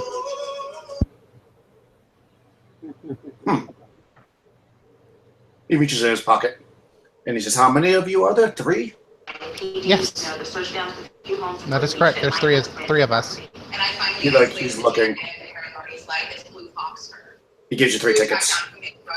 And he says, "Come again?" Yes, I will be glad to come and tell you of all the mischievous deeds that we accomplished at the ball. Thank you so much. You're welcome. He tips his hat. And with that, I'm going to close the door and slide back down to my friends. Okay. So you're in the slidey hallway, and you've got 3 unexplored doors. Basically, I'm just going to do it on the scale of 2 to your right, 1 to your left. Skate up with a big like grin on my face, like extending the tickets, and just kind of like do it like.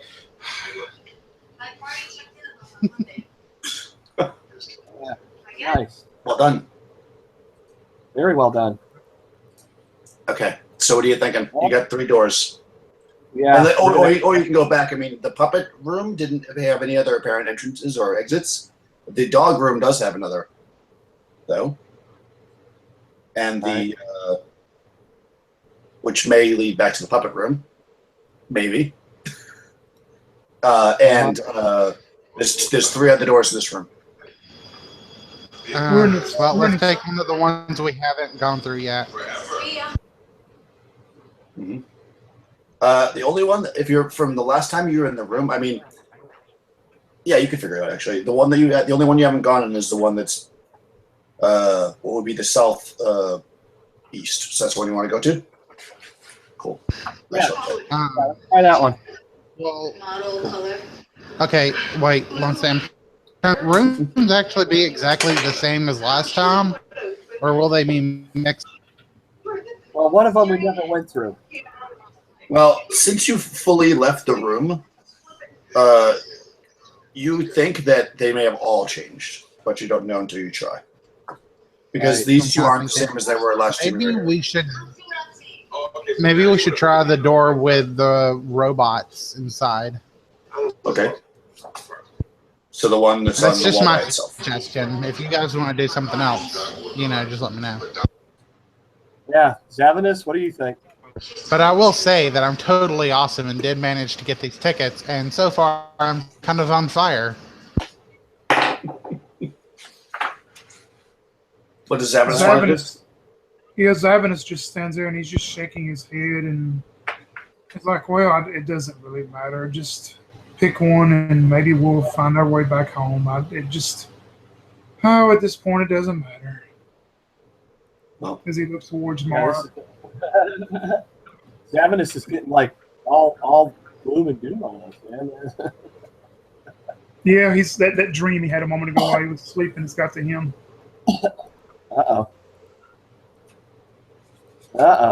He's not sure how much the ladies are going to like the transparent man. So we'll try the room that was the Rock'em Sock'em robot room. Okay. So you open up that door. It's unlocked. And what is there is not the robots. Wow, all right. But you have been in this room before. Covered in inches of dust and debris from a cave-in, this room looks like it was once the room of a little girl. The walls are painted with frescoes showing lush forests full of trees, the remains of what was once happy canopy bed. Why I say canopy? Okay, hold on. The walls are painted with frescoes showing a lush forest full of trees, the remains of what was once a canopy bed made to resemble the branches of a tree. It's now nothing more than sticks and feathers and fabric. The floor is scattered with debris, some broken toys, some forgotten child-side clothing, but mostly it appears to have come from the cave-in, rubble rocks, pebbles, bits of molding and dirt. There's a white dragon that's sleeping on the bed.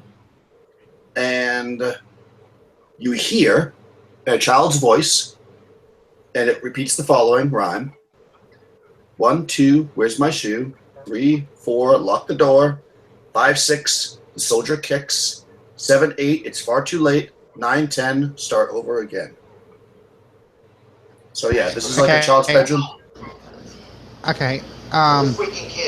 Upon hearing this, when she starts again, I'm gonna like softly start rhyming with her. 1, 2, whatever. Well, we don't actually see her yet, though, do we? We just hear her voice. Nope, you hear her voice. Well, I'm gonna sing with her. Okay. Okay, you do that. Okay.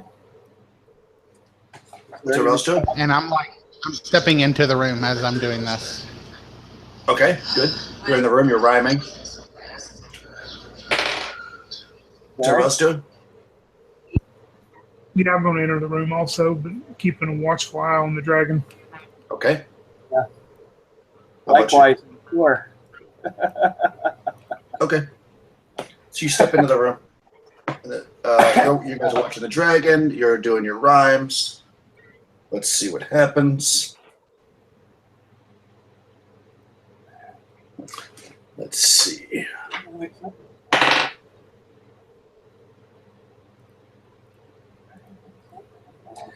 The room starts to fill with the mist. Make a saving throw versus spells. Oh. Never fail. Oh, no. 17. 17. Okay, Savinus falls asleep. Love the dragon. Oh my god, not again. Yeah. So you're in the room now with a sleeping dragon and a sleeping magic user. The sound does not stop though, the rhyming. Okay. I see Zabadus fall asleep. Oh, I'm sorry. And Retcon I'm that. thinking- Retcon that. I'm sorry. Don't fall asleep. I did that wrong. What now? That doesn't happen. I'm sorry. What doesn't fall asleep? Roll back. Nothing happens. To Okay, nobody? because I forgot. Nope, to nobody. That was all a dream. You open the door to the room, and it's exactly as I described it, except the dragon is not asleep. It is sitting at a tiny little table, drinking from a teacup, with some dolls around the table with it. And it looks over at you, and it says, "Welcome. Join my tea party, please." Oh, and like I'm gonna reach and grab my teddy bear out of my bag. Is there gonna be enough room for Mr. Stuffles? Sure, sure. The dragon starts to clumsily, because it's a dragon, it's huge. It starts to move chairs and stuff over, and make some room for you. Thank you so much. Stuffles has like a bandage around his head, but he was recently in a pretty bad incident. Oh no! Yeah, magic items. They just some people get all of them, and some people get none of them, and then because of that, sometimes teddy bears get hurt. Well, that doesn't seem very fair. So the dragon says, that doesn't seem very fair. And then it looks over at you guys. What would you like to do? There's a dragon having a tea party. Yeah, Zavinus definitely goes. That is something I never thought I would hear. A tea party with the dragon, yes. That is something I never thought I'd ever see. Yeah. I guess cautiously, just because I'm so taken aback by the whole concept of it, I will slowly head over with Mara and get ready for a tea party. All right, so you sit down at this child-sized table. You do notice that none of the teacups have any tea in it, even though the dragon is holding it in its little claw like this. So it's it's not actually drinking any tea. What would you like to do, Zavinus? Yeah, I definitely would. I was trying to say I'm going to the tea party too to take a seat at the table. And hey, Crystal, is there any way you can get them to turn that TV down a little bit? I can hear you okay, but I'm trying to block that out and listen to you two. It's kind of making my mind shuffle. If you don't mind. Thank you.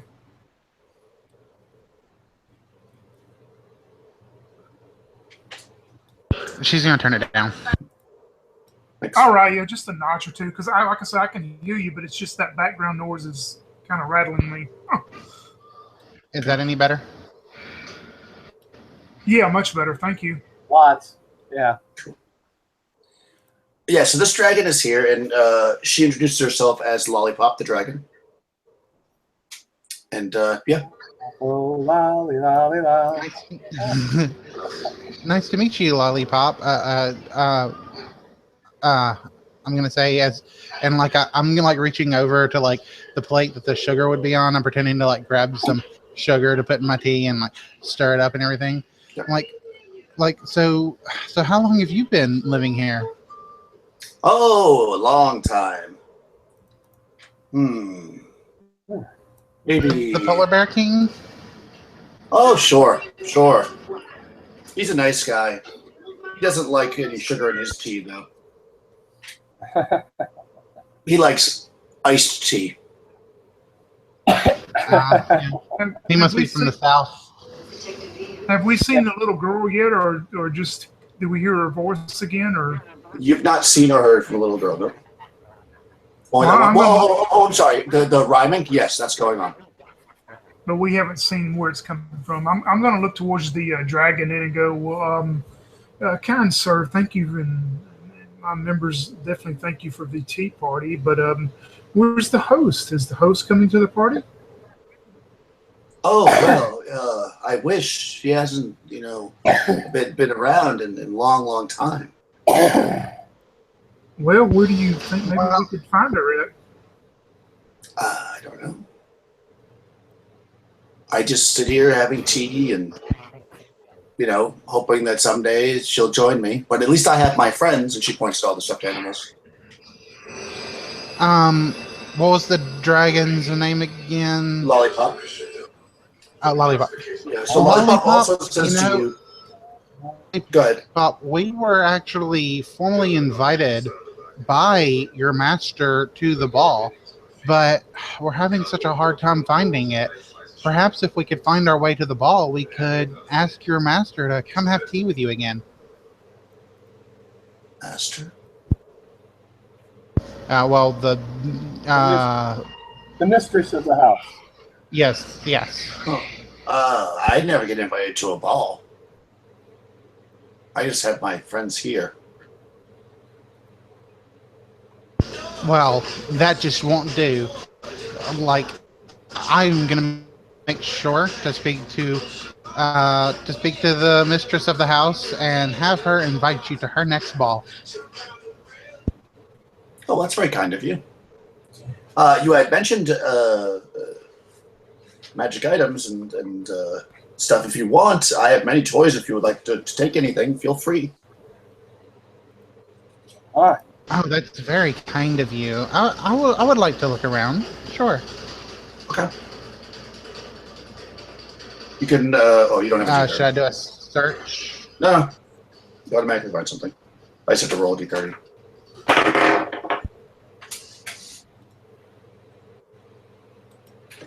You find a potion of extra healing. Oh, well. There you go. That'll come in handy for you there, Mara. Yeah. Oh, Lollipop. This would be perfect for Mr. Snuffles there. I mean, as you can see, he is just not doing well. Yeah. Do you mind if I take this? Oh, please enjoy. And I'm gonna I'm not gonna open the lid. I'm just gonna pretend to feed it to him, and then slide it into my pocket after, the rest of it into my pocket afterwards, and then I'm just gonna take those bandages off the teddy bear. Right. Oh, he's feeling so much better. Oh, great. The dragon reaches down and pets him with his little...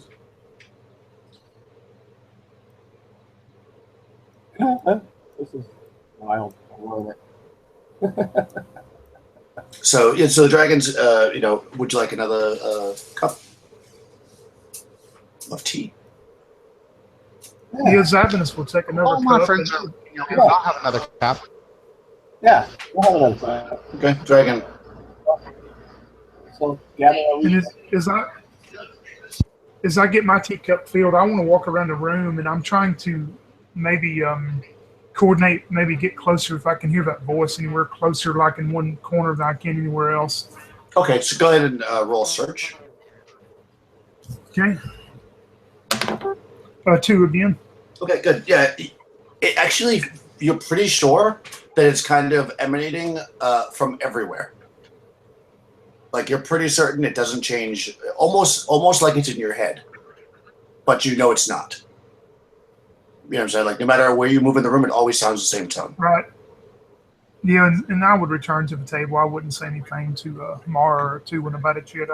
They would probably see a puzzled look on my face as I sit back to join the party. Okay, Mara's curious and she wants to try something. Okay. So Mara starts going, row, row, row my boat. And she starts doing that. And as she's getting like towards the end of it, like merrily, merrily, merrily, merrily, she kind of like pokes at Tulin and like tries to signal him to like pick up on the next verse, like to try and do like the whole echoey thing. Right. She's Just doing it in synchronized rounds. Yeah. Right. Yeah. Okay. Yeah. All right. Well. Doing it. Okay, so you're doing and so okay. All right, so Yeah. it finishes. I guess it finishes the second time. and like as huh? It finishes the second time. Yep. Yeah. So as we're going to the end of it, we try to get like Zabadis to join in as well. Yeah, and Zavanus leans back, and he's leaned back in this little tiny chair, and he looks at you and goes, "Well, I guess sometimes I do have the voice." As he charms in with one. Okay, so you're doing the okay. Hold on. All right, so it starts to come around on the fourth time, and the dragon now joins in, and you're all around the table doing your row the boat. And as I'm doing this row the boat, and we're starting to get towards the end of the verse, I want to hear if the rhyme that was in the room, if it changes at all. Okay. Nice. So should I do a hear and sounds? Yeah, you can do that if you want. 3 on the dot. Cool. Actually, interestingly enough, it doesn't seem like it's changing, but then right when you get to the end, the voice joins in too. So now there's 5 of you. Okay, so I guess we will finish that out, and each of us will like end, and as we're ending, like the last voice ends as well. It does. I'm going to speak up at that point and say, "Madam, we have tickets. We would love to join your ball now, please." Okay. So it's quiet for a second, and then the original rhyme starts back up. 1, 2, where's my shoe? 3, 4, lock the door. 5, 6, the soldier kicks. 7, 8, it's far too late. 9, 10. Start over. I'm gonna walk over to the door. There's a single door, and I'm gonna say like, I hope that like I know that you could hear us. You joined the song, so I really hope that you're allowing us to go to your ball. To open the door as I say this. Okay. Oh, so you can open the. Okay, sure. All right. So the dragon is like, it's like, oh, come again. As you leave, I guess when you go to open the door, what's in the room in front of you is what appears to be a pretty empty 20-foot square room. There's a door directly across from you. The walls in here are whitewashed. It's like wood, but whitewashed. I'm gonna curtsy to Lollipop and say, "Thank you for the lollipop. We will be sure to visit again." Okay. Anybody else? Hey Daniel, can you repeat that 1, 2, 3, 4, 5, 6, 7, 8, Sure. 9, 10 phrase again for me, please? Sure. 1, 2, where's my shoe? 3, 4, lock the door. 5, 6, the soldier kicks. 7, 8, it's far too late. 9, 10, start over again. And then Okay. it starts again.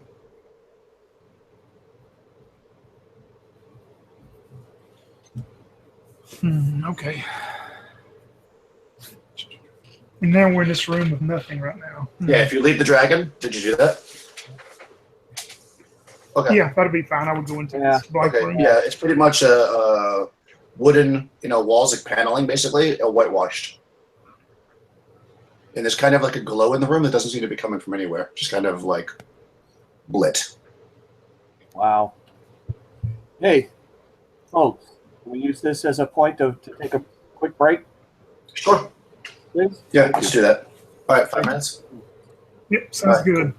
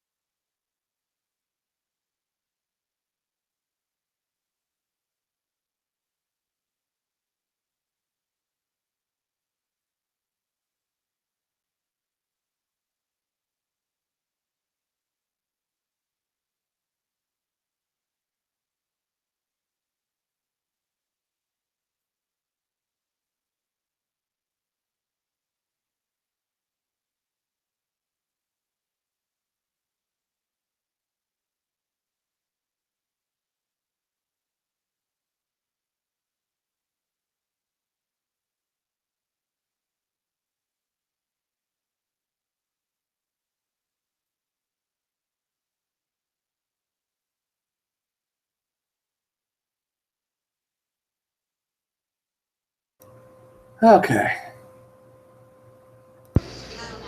I feel better. Yeah. Mother Nature's revenge when you get older. Yes. You gotta visit the facilities often.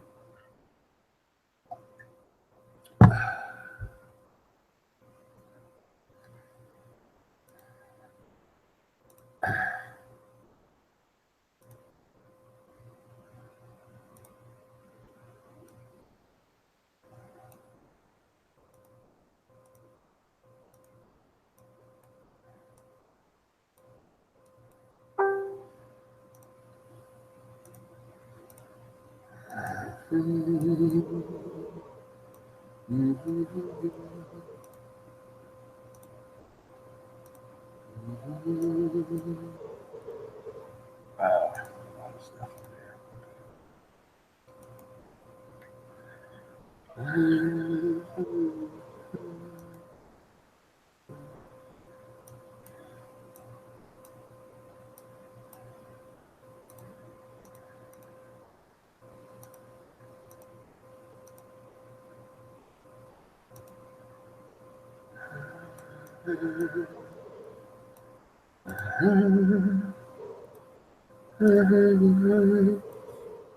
Okay.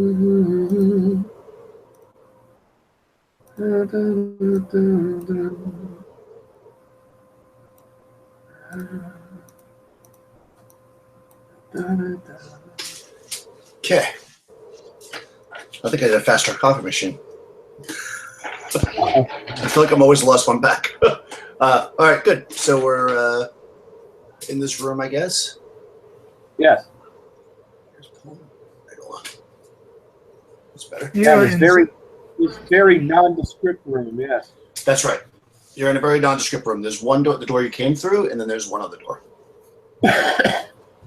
Zavinus is going to look towards Tuwin and Mar and say, there's got to be something to that riddle that, or not really a riddle, but I guess it could be from that song we keep hearing. Yeah, it's a children's rhyme. I wonder if we could find the little girl's shoe. We know we haven't run across any shoes yet. We've, of course, seen some locked doors. We've seen a soldier get chased us out of a room. And we're starting over again and again and again with every room we go in. So I know y'all want to go to the ballroom and see what we can find, but I think we should try to find a shoe. Maybe we should try to lock the door behind us. Is something frustrating, mostly. Part of the rhyme is lock the door. It's worth a try. All right. Most definitely agree. Well, you're the thief, correct, Mara? Well, Thank you. I'm a taker of, What's that? You're the thief. but I can attempt to lock a door. Anniversary. Well, I think you might be more apt to be able to do that successfully than we. Okay, I'm going to attempt to lock the door we just came through. Okay. Very impressive. I guess that's what you do being a detective. I do not pass. Yeah, guys, I definitely locked this door. It's totally locked now.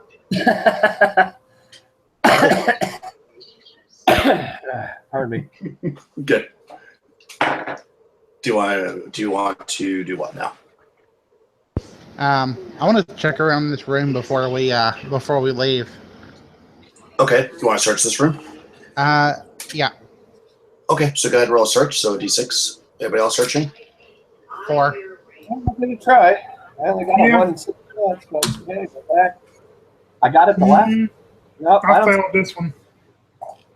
Okay. Yeah. All right. I So was- you guys all search around, and it doesn't seem to be anything in this room besides just the soft whitewash on the panel and the two doors.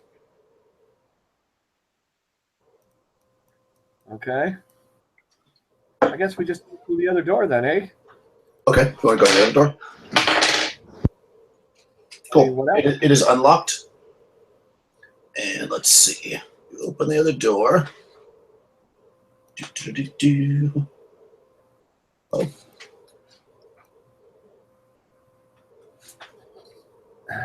A place you haven't been.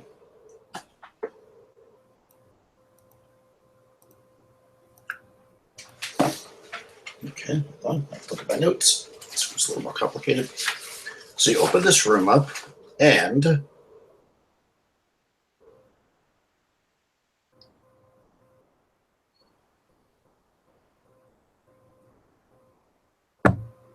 Oh. cool. 1 second. I will read the description. Okay. Find it.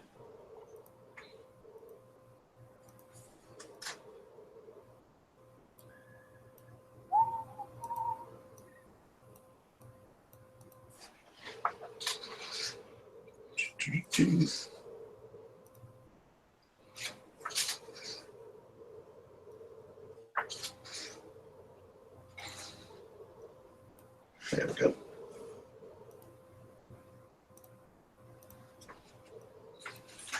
When a DM takes this long, it's not good. Well, no, it's not that. So I was supposed to roll this ahead of time. I'm looking for the chart now so I can. Okay. Okay. No problem. Okay, perfect. So you enter into this. You're all die. No. Okay. So all the walls of this diamond-shaped room are covered in mirrors that vary in size, shape, and style of frame. At the center, a circle of 4 mirrors stand on freestanding frames all facing out. Just above them, a mirrored chandelier hangs from the ceiling, lit with white candles. Light bounces around from mirror to mirror to mirror, making the room incredibly bright. Let's see. So, see what door you came in through.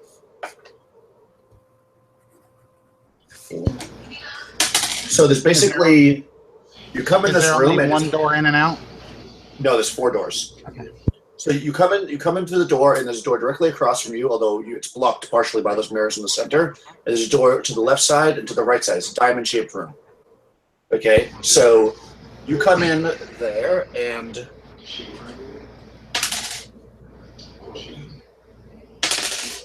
interestingly enough, the mirror that you're looking directly at doesn't look like a mirror at all, because it doesn't reflect you. It reflects an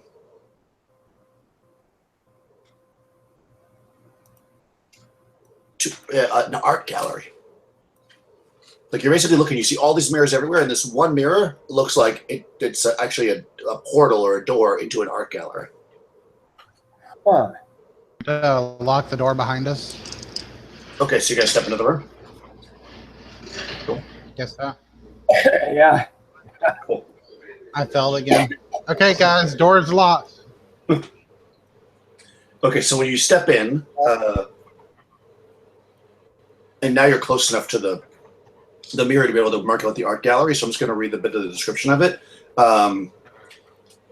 An opulent art gallery soars into the stone above by at least 30 feet, so it's a big, tall ceilings. The walls are covered in artwork of all shapes and sizes, each framed or neatly. Most of the artwork looks to have been created by an untrained child, however.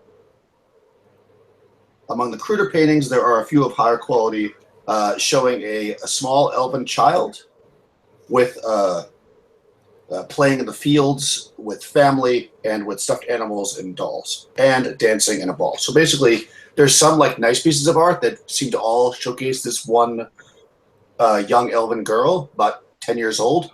All the other ones look like they're drawn by a child that you can see through the door anyway. So you're looking through basically this mirror, which is possibly a scrying device or whatever. You don't really know unless you explore it more, but everything else in the room is mirrors that you can see. And it's crazy bright in here. What would you like to do? Well, I look to Mara and say, we seem to have the best track on that what we're in here is something of a child's, kind of like almost like a child would do a puzzle, you know. So is this something that you can figure out? I don't think Zavinus and I are doing quite as well with unraveling what's happening here. Well, I once was a little girl, so Right. I suppose I know how little girls think. Yeah. Well, that's what we're reading about is that little girl aspect, you know. So you said that like the ceiling is up above, and that like this mirror just reflects only the art. Yeah, so basically, you imagine this room it's a big room. It's about 50 foot square, except it's a diamond, so the doors are in the points, basically. There's a ton of mirrors. Like, there's some, like full-length mirrors, there's some small mirrors, there's some hand mirrors. They're all covering all the walls. In the center of the room, there's 4 tall, full-length mirrors with ornate frames that are leaning against each other, making almost like a pillar in the center of the room. Above that is a chandelier, also made of mirrors. But the mirror that you're looking at, or appears to be a mirror that you're looking at directly in front of you, doesn't reflect anything. You can see into a room, and that room is an art gallery. You can explore the rest of the room too, but yeah, sorry. Yeah, at this point, you're only seeing one part of the room because you literally just walked in. You haven't walked around all the whole room yet. Right. Okay. I guess I'll tell the team the first thing we should do is check the rest of the room, see if we can find any keys or anything like that. It's not that I can't lock the doors, but a key would just make things easier. Okay. True. All right. So Zavinus will take one side. I'll take the other side. Does that sound good, Zavinus? That works for me. And we'll circumvent this room and see what it is we find. Okay. All around. Okay. Ooh, I rolled a 1. Okay. Good. I guess I'm searching like Very thorough. I would find something. Yeah. Cool. Okay, so you circle around the room. We'll do one thing at a time. And on the exact opposite kind of pillar, if you will, of the mirrors, on that side also doesn't look like a mirror. You can look into it and you can see a room. What you think? Yeah. And I'll read it to you. The wallpaper and decorations of this room suggests that of a sitting room of a well-off family. The furniture that would normally be in such a room, however, is being put to alternate uses. It's used as a frame for an entire market full of sheet forts, each manned by a single goblin ready to sell their wares. So you know what a sheet fort is, right? No. Okay, so basically the furniture is pulled. A sheet fort where you put a sheet. You put a sheet over the backs of the things and you hide underneath the sheet. That's correct. Call it a fort or a camp or whatever. Yeah. Okay. Gotcha. Yeah, something that a child might do. Gotcha. Yeah, I remember doing that. Yep. I actually remember doing that. So you were We used it as my dad was in the army. We always called it a bivouac. And we were hanging out in the bivouac. Gotcha. Okay. Okay. Yeah. So one mirror looks like it looks through into the bivouac, and one looks into an art gallery. There's also 3 more doors that you see, and again, tons and tons of mirrors. So I'm sorry. So you were searching. Mara was searching, and actually behind one of the small mirrors on the wall, you find another piece of this blanket. It looks like possibly the final piece because when you put them together, you have 2 pieces that are sewn on 3 sides and 1 piece that's sewn on 2 sides. So when you put it together, you get a rectangle. I mean, there could be another middle piece missing too. You're not sure, but it looks like it goes together. It is a child's quilted blanket. Actually, when you put it together, like when you stick the pieces together, they actually join together and form a blanket. Like magically come together. Okay, so great job, Mara. Are there any designs or anything on it? Yep. All right, so child's quilted blanket. The top side of the blanket is made of rich red satin-like cloth and shimmers in the light, while the underside is made of soft felted fabric similar to wool that's been dyed blue. So there's no designs on it. It's just a silky and satin. Yeah. Well. Yeah. Okay. Yeah. So it's a red. Yeah, it's the top half is red satin. Red satin. And the underside is felted blue. Blue felt. I'm not sure, you could probably put it the other way as well, but obviously you want the felt to get your body. It's more comfortable. Oh, obviously, yeah. Yeah. Because if you sleep on satin, it makes you actually very, very warm in the night instead of cooling you down. So. Okay. Don't want that. I'm gonna take this blanket and like put it around my neck and wear it as a cape. Now wait just a minute now. Nice. First 2 pieces of that blanket. Yeah, Zavinus has 2 of the pieces. Yeah. Sorry. Okay, well, fair enough. I'm gonna ask Zavinus if I can wear it as a cape. Oh, go ahead, Zavinus. Well, the first thing we're going to have to do is sew it all together if it's in 3 pieces. And I don't have money going thread. It came together magically. Together magically. Yeah, Oh, sorry, I Tony. missed that. When you put it together. Yeah, when you put it together, it actually joined together. Once you had all 3 pieces, you lined it up, it like joined together magically, and now seems like a full blanket. Yeah. Okay, yeah, well, I look towards Mara and I go, well, if you get out of this alive, I'm going to need this back because I told you Tiffany loves blankets and I'm going to have to give her this blanket, but sure, you can wear it for now. Okay. Well, thank you. So I'm gonna put it around my neck and wear it as a cape. Okay. And I'm just gonna kind of be like, I am the queen of this castle. Okay. Okay. On the other pillars on the other side, you said there were in the middle of this room there were 4. Are the other 2 mirrors? Yep. Okay. 2 of them seem to be shut, and 2 of them, and then plus all the other mirrors in the room, just seem to reflect what's in front of them. But 2 seem to be scrying devices or passages or something. Right. Or teleportation devices. One into an art gallery, and one into it like he said, kind of like sheep forts with merchant stalls in there where goblins sell their wares. Go up and touch the place of the goblins. The one with the goblins. I'm gonna go up and I'm gonna like just touch it, see if I can like push myself through or anything like that. Mm-hmm. Yeah. Okay. So you put your hand on it, like on the glass, if there was glass there. You're saying? Yes.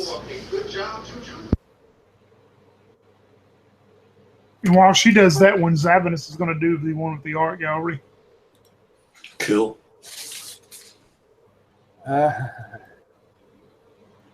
Cool. Oh, adventurous souls, you. Yep. Okay. Well, I have a reason in my head why I want to go to the goblin place. I understand. 2 and being the ever cautious one is kind of like, okay. I think at this point, Mara has figured out that this is all a little girl's play thing, and she doesn't necessarily want to hurt us. Things aren't going to intentionally be evil necessarily. Like, this is in Mara's head. Those things can be dangerous because the little girl may not understand danger.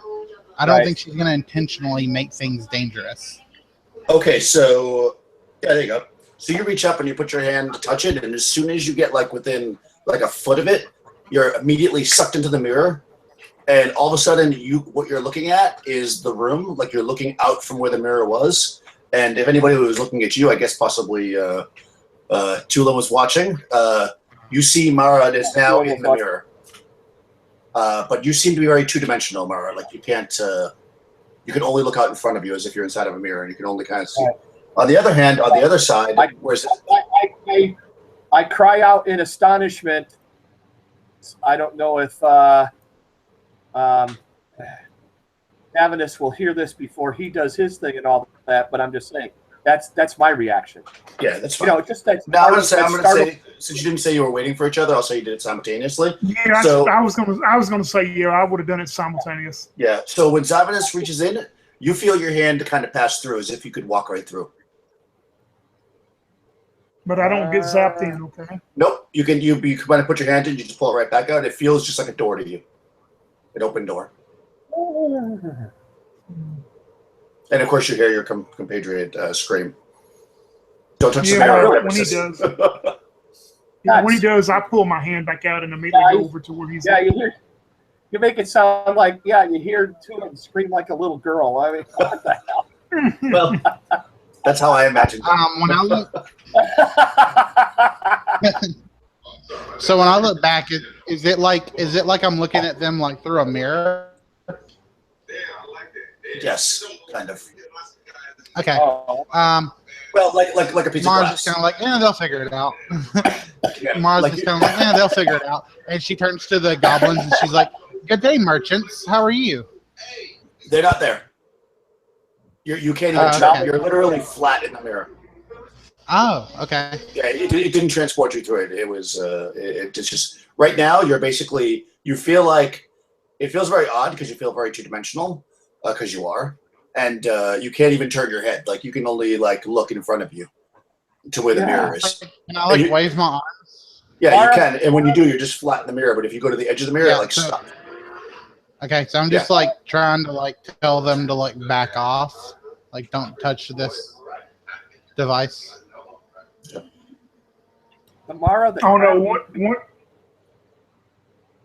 Yeah, once Zavinus sees you encased in this mirror, he puts up both hands and just shakes his head at you like he's not about to touch it.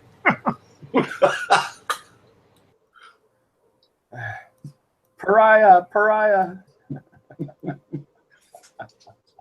Oh my goodness.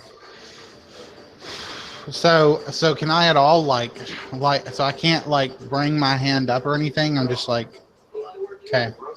You're two-dimensional. Yeah. You're basically trapped. You're, So, yeah. you can feel two-dimensional. You have limited movement. Yeah, you're like this. And if you try to push your hand forward, just nothing happens. You know, and if you go like this, like you can't even really put it in front of you because you're two-dimensional. You're basically like.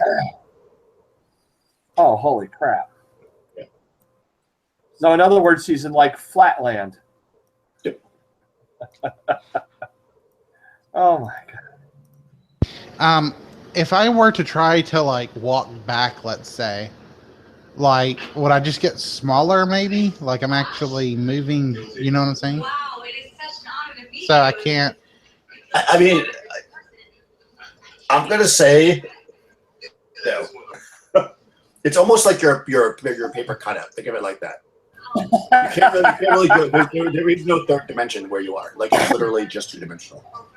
So there's no depth at all. You can't go backwards. You can't go forward. You're just flat. If you turn into if they cut you out of a piece of paper and stuck you on there, that's what you're like. I mean, you can move a little bit, but you can't like. You couldn't even go like this because there's no three dimensions. Like you're literally flat. You're in flatland. Yeah. If you ever read Well, I guess I'll start to play some Paper Mario. Good. What do you guys? Is the mirror on a stand, like maybe like a deal, maybe like we can flip it, if you know what I mean, or is it like just a solid standing mirror? It's just interesting. It's a solid standing mirror. It's just on a wooden frame, Okay. Almost like a giant portrait, if you will. Now it's what it looks like. I got you. No, flipping is a good idea. break the mirror. Hopefully, it doesn't kill her. It releases her. I don't know. I'm at a loss. I mean, I'm a cleric and I understand divine magic, but I don't understand this crazy stuff you mages do. And this is obviously. Is there any writings on anything around anywhere, like any of the Yeah, there is actually. walls of it? There is. Is it something we can read, or is it written? Yep. The Right. on top of the mirror it says Paraf. Parapf. Parap. Oh, that doesn't tell me anything. That's the only word that's written on it? Yep. Is this a word we know, or would I think maybe it's a magical? You would think it's probably some kind of magical thing. I'm gonna cast my spell Read Magic then, as I tell Tuwin to stand back, and I start moving my arms in the air, and I go into almost probably that deal of me being able to hide in shadows. He's probably even seeing me more transparent now as I almost go into this two-dimensional type shape as Mara has as I cast Read Magic on it. Cool. Nice.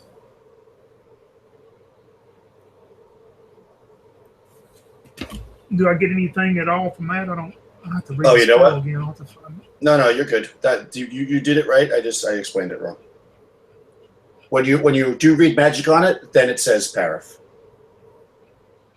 Okay. Before that, you couldn't read it. It was an illegible magical writing. Now it just says that Paraf. Yeah, and I look towards Tuwin and go, it's a magical phrase, but it's not one I'm familiar with, Tuwin. I don't know where to go from here. I'm sorry.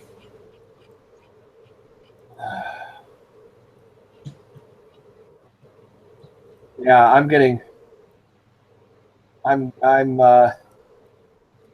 this whole thing is just getting to the bordering on the absolute absurd. And Oh crap! Kuhn decides. I just thought of something. It's not connected to this at all. Okay. I say we break it Zavinus. I say we break it and hope for the best. Save our friend. And when you say that, Zavinus looks into the mirror at Mara to see her expression, and then he looks back towards Two and goes, I don't know. I'm afraid I can't let that rest on my heart. But if you think it's best, I'll let you do it. Yeah, I'm the lawful character. How do you think it rests on my heart? I know. You can just see Mara. No, it does.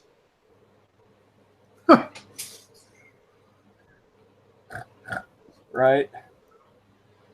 Oh, Lord. So what do you want to do?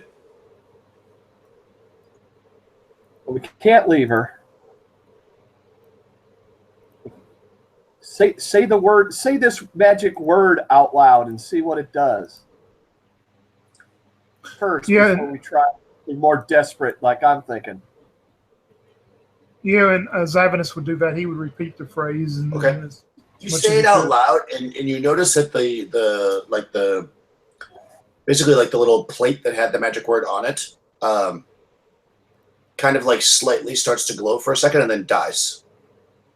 I keep repeating it, and like just over and over and over, and grow louder as I repeat it. Yeah, same thing happens. It's like it's just not quite working.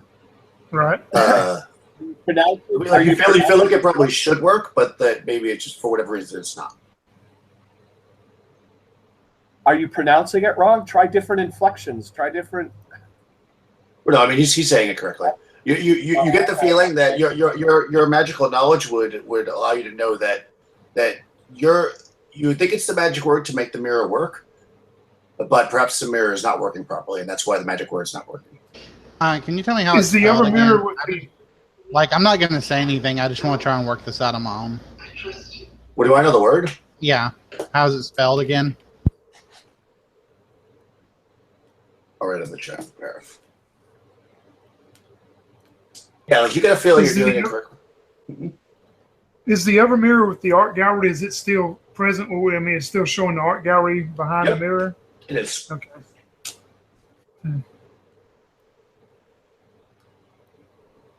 Huh. I'm gonna look towards Two and then go say, well, why don't we break this one first and see what happens with the art gallery and see what occurs.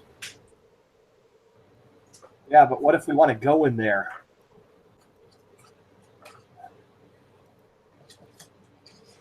This is troublesome.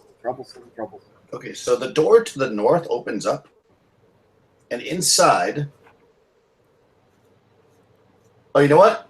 I'm just looking at your read magic spell, because you can do 2 scrolls or other magic writings. So when you walk over to the other mirror, you see it also has a magic word on it that you can now see it. And it's a different word then? It's a different word. Yep. Yeah, I'll start repeating it over and over. Humdudgeon. Okay. Again? Humdudgeon. I'm going to write it. Humdudgeon.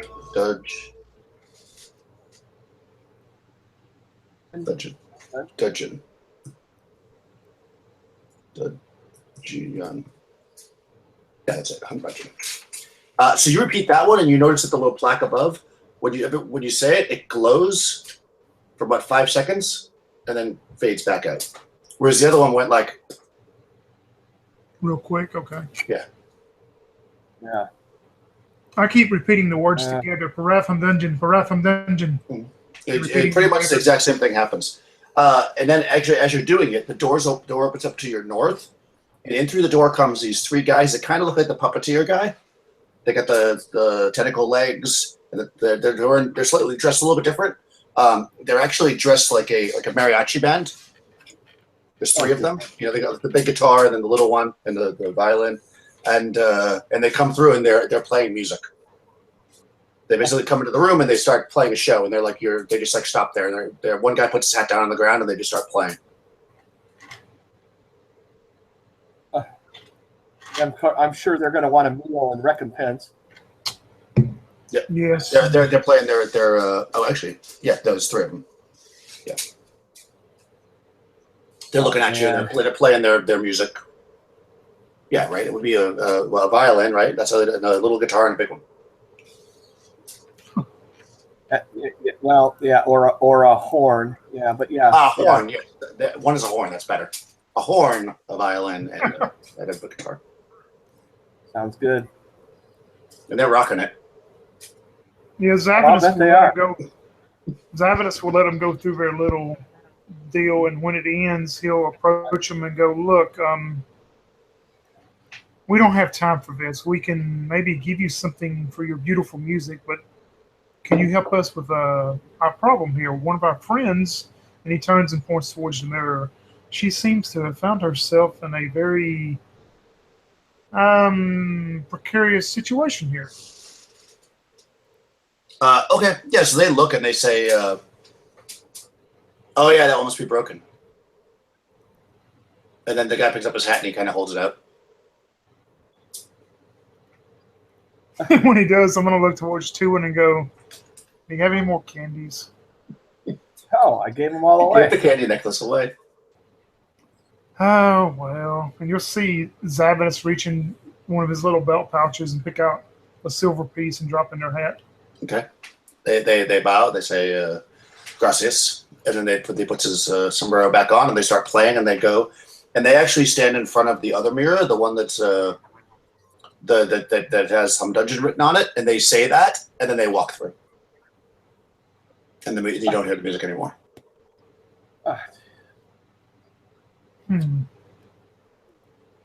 Man,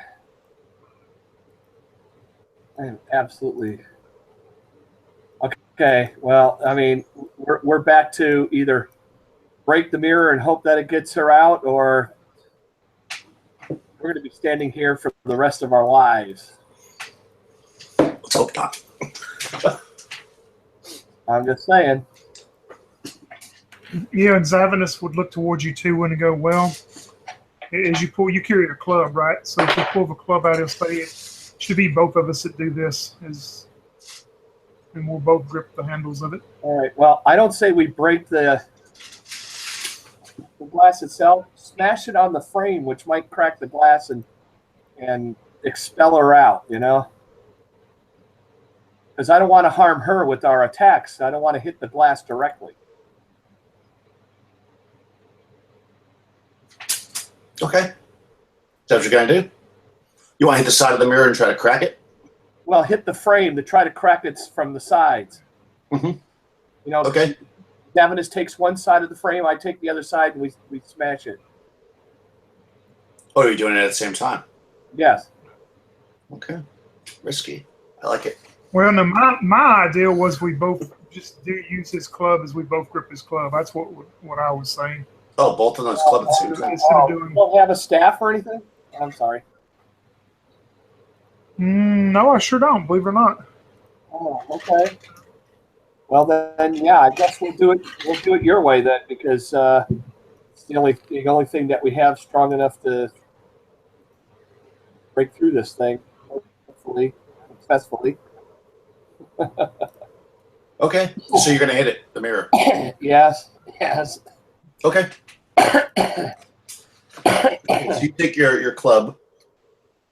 So just so I'm understanding you correctly, you're like both holding on because you figure you're either both gonna survive or both die. That's basically the plan. Yeah, and if something happens tomorrow, we both take responsibility. Okay, that makes sense. We're all going out together. No, makes sense. Okay, so yep. When they look at me, can I still move my mouth? Yeah, like if I move my mouth, could they attempt to read my lips?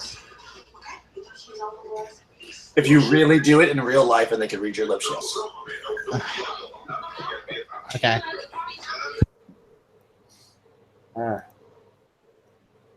I take that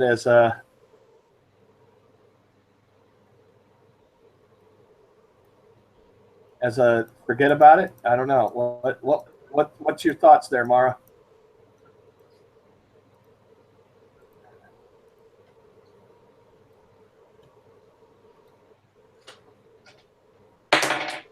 Can't hear you, Mara.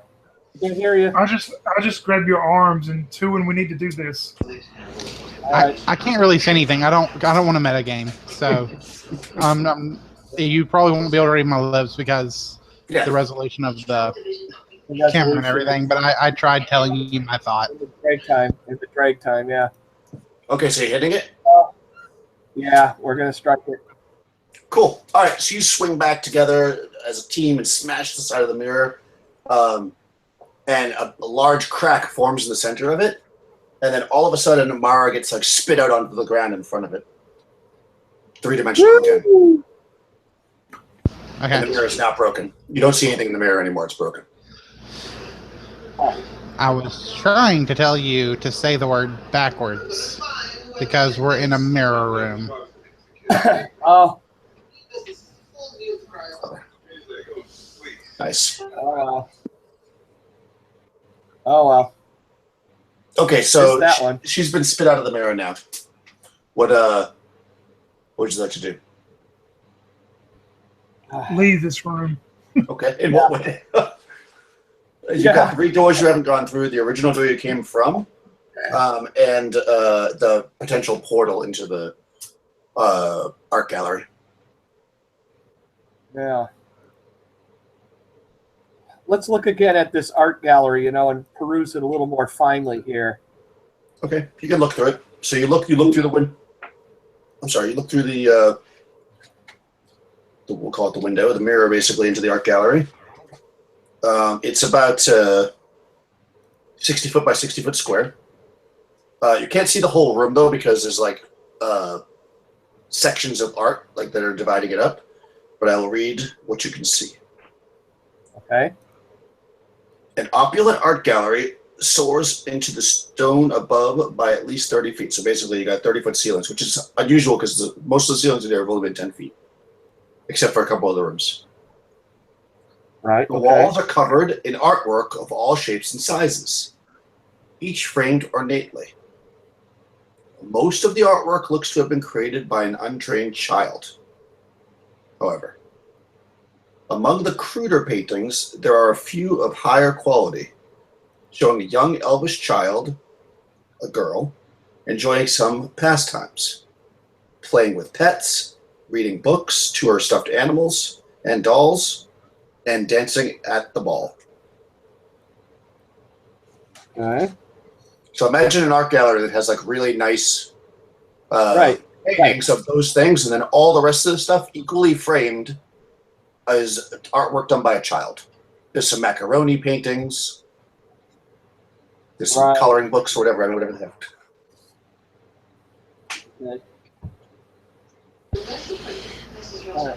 So should we try that, or should we try the mirror over there across?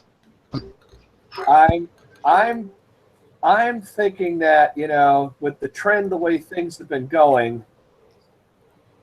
maybe we should go into this art room, and maybe the art itself will tell us a story that we might be able to unravel. That's a good idea. So, too, when you think we should all go into the art gallery mirror, is that what you're saying? Yes, I am. Yes. Most definitely. Okay. Zavinus just raises his hand and says, "You first." Mara goes over without hesitation, steps in. And will follow even after what happened to her. Okay, so you step up to the mirror, and you try to pass through it, and you kind of walk in a little bit, and then like it feels like you can't go any further. But then you're able to take a step back. Yeah, when she stops at that point or seems to get stuck, I'm going to say that word, humdudgeon. Okay, so you say the magic word, and she walks right through. So you are now, and you see her in the art gallery. Aha! All right, brother. 2 and humdudgeon to you, buddy. All right. Well, you know the word and how to say it right. How about if I go next and then you just follow behind while you're saying the word? Sounds good. And then that's how we'll do it.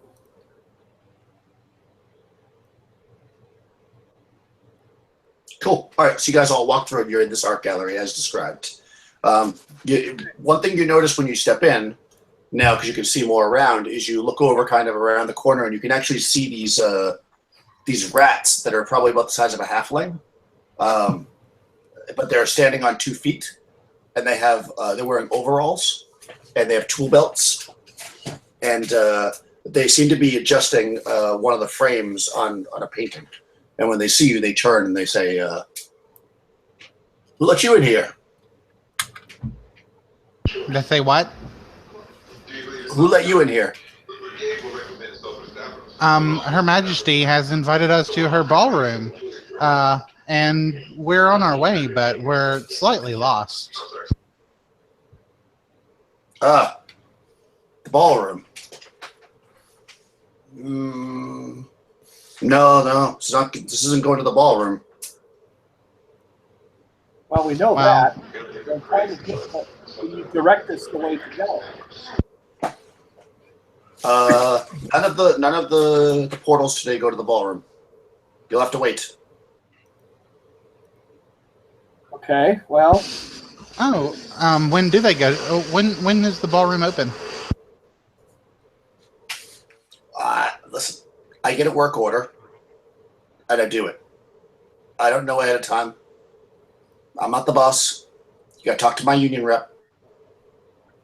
Yep. I completely understand. I've had these kinds of jobs before. Thank you so much. Mr. Do you have a name? While this conversation is going on, all this time Tuan has been perusing these paintings as in-depth as possible in the time he has available to do so. Okay. You definitely notice that it is the same girl in all of the nicer paintings. Nothing really different than what I explained. Basically, it's dice paintings of this girl with various tasks going on, and then some child art. A lot of child art. Do you have a name, sir? Smokey. Smokey. Mm-hmm. Okay. Well, thank you so much for your help, Mr. Smokey. You're welcome. Would you mind if we look around the gallery for a little while while we're waiting? Thank you so much. Okay. Yeah. So again, looking at the little girls' paintings.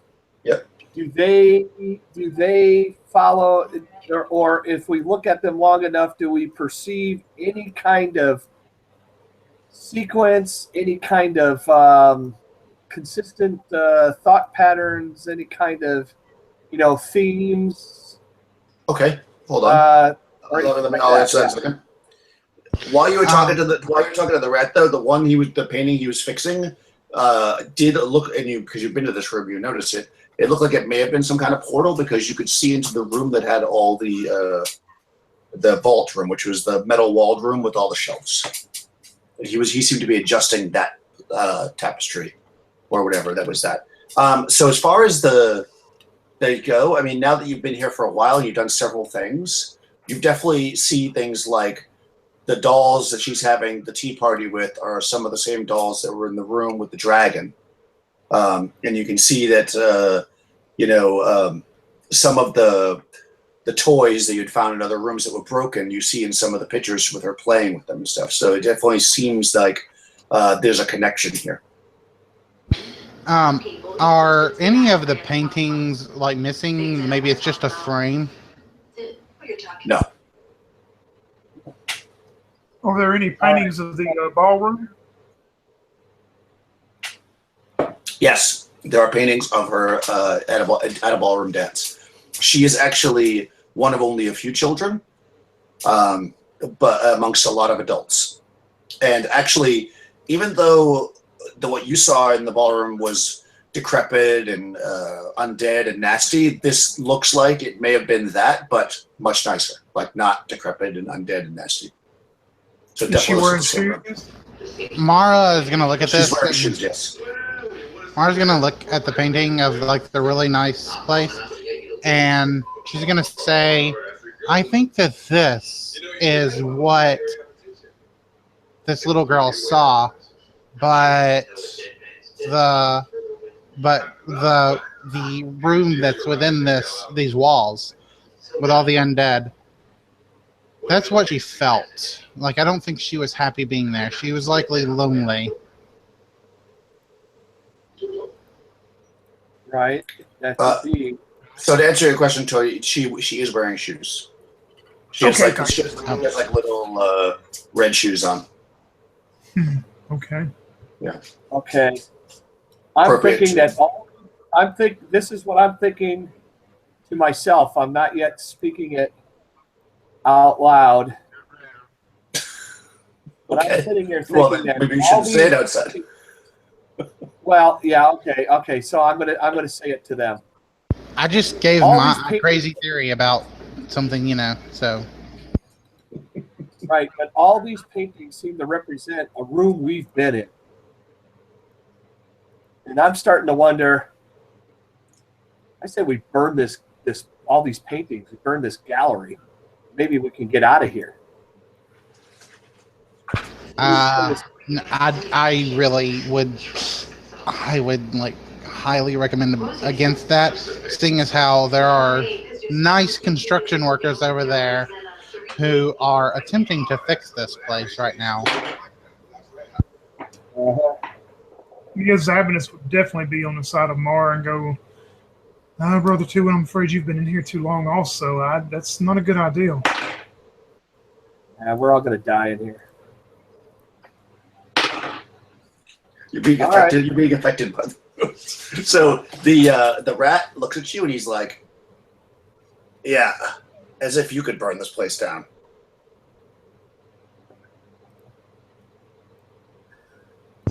Yeah, I'm sure he does. So, are there any doors out of this room? Yeah, there's one door. Let's see what awaits us on the other side. All right, let's go. You sure you don't want to do it? Come on, tough guy.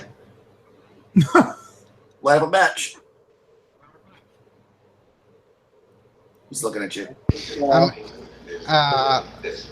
We're so sorry. We didn't mean to disturb you. We're going to be on our way now, Mr. Smokey. Yeah. Mm-hmm. I'm sure I'll see you again. Smokey the rat. I'll see you. I'm gonna open the door and see what's on the other side. Cool. Okay, you open the door. Dun, dun, dun, dun. There are no forms of light in this room, plunging it into deep black. There are also no sources of heat in this room. It's cold. The walls and floor are pure white and look to have been completely undisturbed by the other denizens of the lair. There isn't even any dust. Lining the walls are alabaster statues of frozen townspeople who appear to be observing a set of young girls. All also alabaster statues surrounding a maypole, frozen in dance.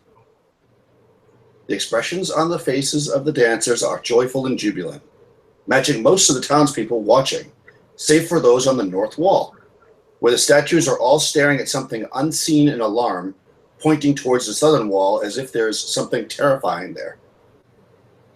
The southern wall is also made up of eerie white alabaster statues, all frozen in place.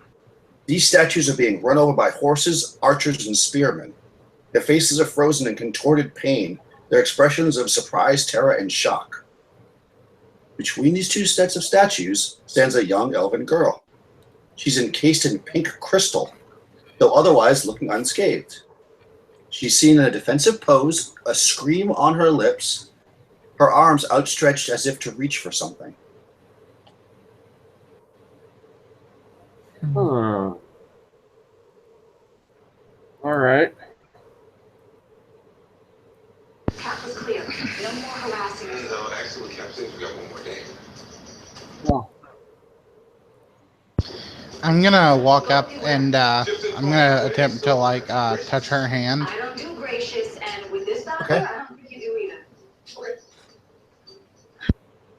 You touch it. I mean, she's basically She's not in like a block of crystal. She has crystal like maybe like an inch thick over her entire body. So her hands are stuck out like this, like she's reaching for something. And you touch her hand, and it just feels very, very cold. Okay, I'm going to attempt to do a search around the room, see if I can find anything. Okay. 6. Okay. No, you didn't really find anything. Just more statues.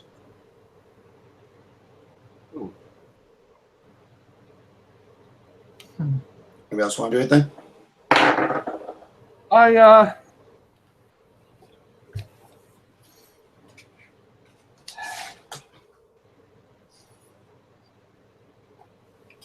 Is the statue of the little girl? She got both of her shoes on. She does have shoes on. She doesn't look like a statue. It looks like a elf frozen in crystal.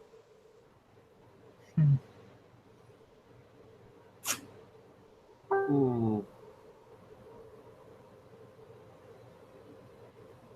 have good spells, but nothing that's going to help us with this.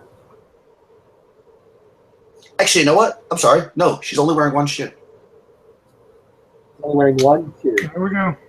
There we go. I knew it. The shoe. All right, so we got to find a red shoe, right? Is that what we're looking for? Red shoe. It's on the ground right in front of her. I'll reach down and try to put it on. If I can, try to put it on her. Sure. Yeah, I mean, her foot is encased in this crystal stuff, so you can't really put it on. You can. The shoe's not encased though, so you're able to pick it up. And yeah, you can't really put it on her foot. Is It her looks hand like maybe she encased? was like, yes. Her outstretched hand it's encased too. Okay. It looks like you could see because you're down there trying to put it on that one of her shoes is on, but it's not like tied properly. Almost like she was trying to get dressed in a hurry or something. Right. I'm going to try to like take the blanket off my back, and I'm going to try to like wrap it around this crystal and see if anything happens. May I suggest go to? Start melting. Okay, so you're gonna like wrap it around like to Yeah, like basically trying to wrap it around the girl, but I can, of course, only get it around this crystal and ice. All right, that's close enough. All right, so you put it around the girl, and immediately the crystal around her dissipates. It turns to gas and disappears. Also, everything around you starts to crumble into dust, like not in a violent way. And basically, you're standing in ruins, and this girl is here, looking very confused. And she just looks up at you, and she finishes her scream. And then she looks around, and she looks completely confused, like she doesn't know what's happening. I'm just gonna kind of like embrace her and like, it's okay, it's okay. Okay, she weeps. And I put her shoe on. Okay, good. She's happy to have her shoe on. So you put the shoe on, and now she's got both shoes. She has the blanket, and yeah, she tells you that. Well, so she says she asked you. She's like, "Where are the soldiers? What happened? What happened?" I'm not sure what you're talking about. What soldiers? They came to kill everyone in the village, and I wanted to stop them, but I didn't know how.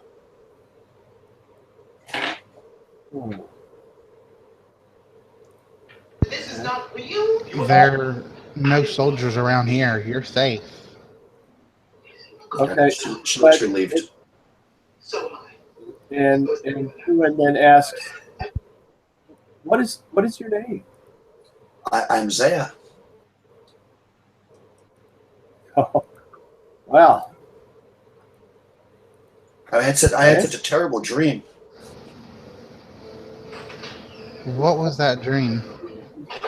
There were monsters and bones and it was terrible.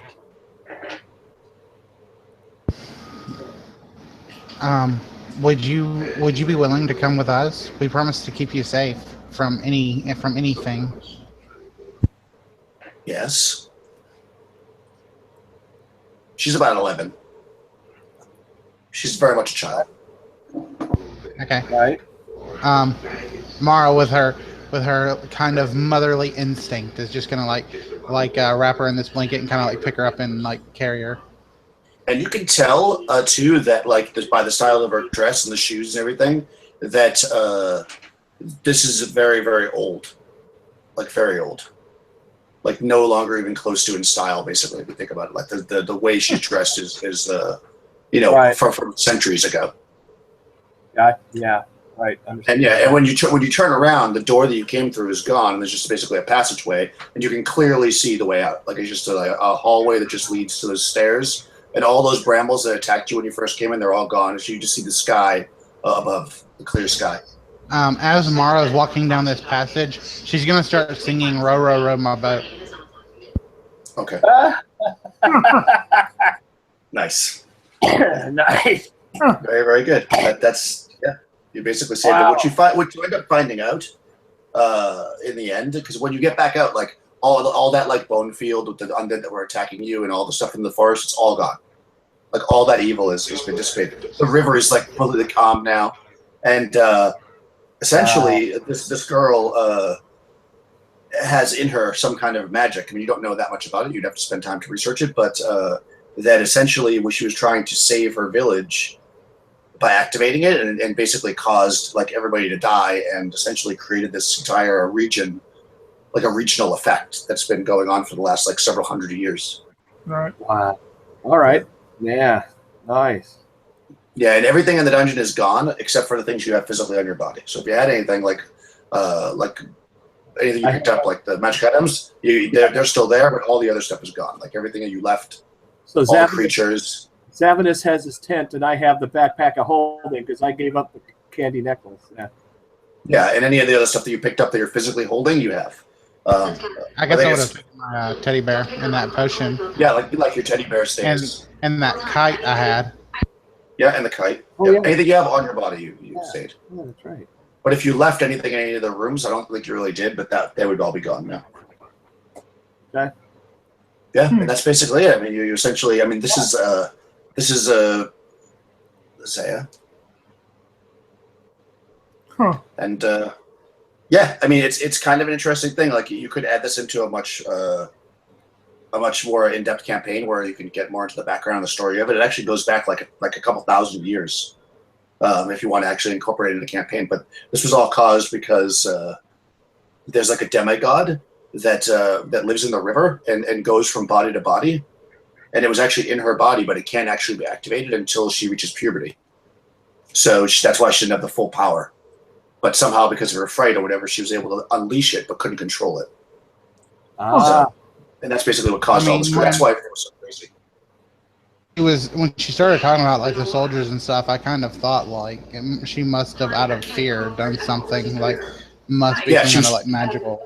Yeah, basically, it's like she was trying to get away. I mean, from that just seems kind of obvious. Yeah. We did it! Woohoo! Well done, guys. Yeah, An adopted daughter. Yeah, and now you have a child that you can do what you want with. All right, I will stop the broadcast. Let's see.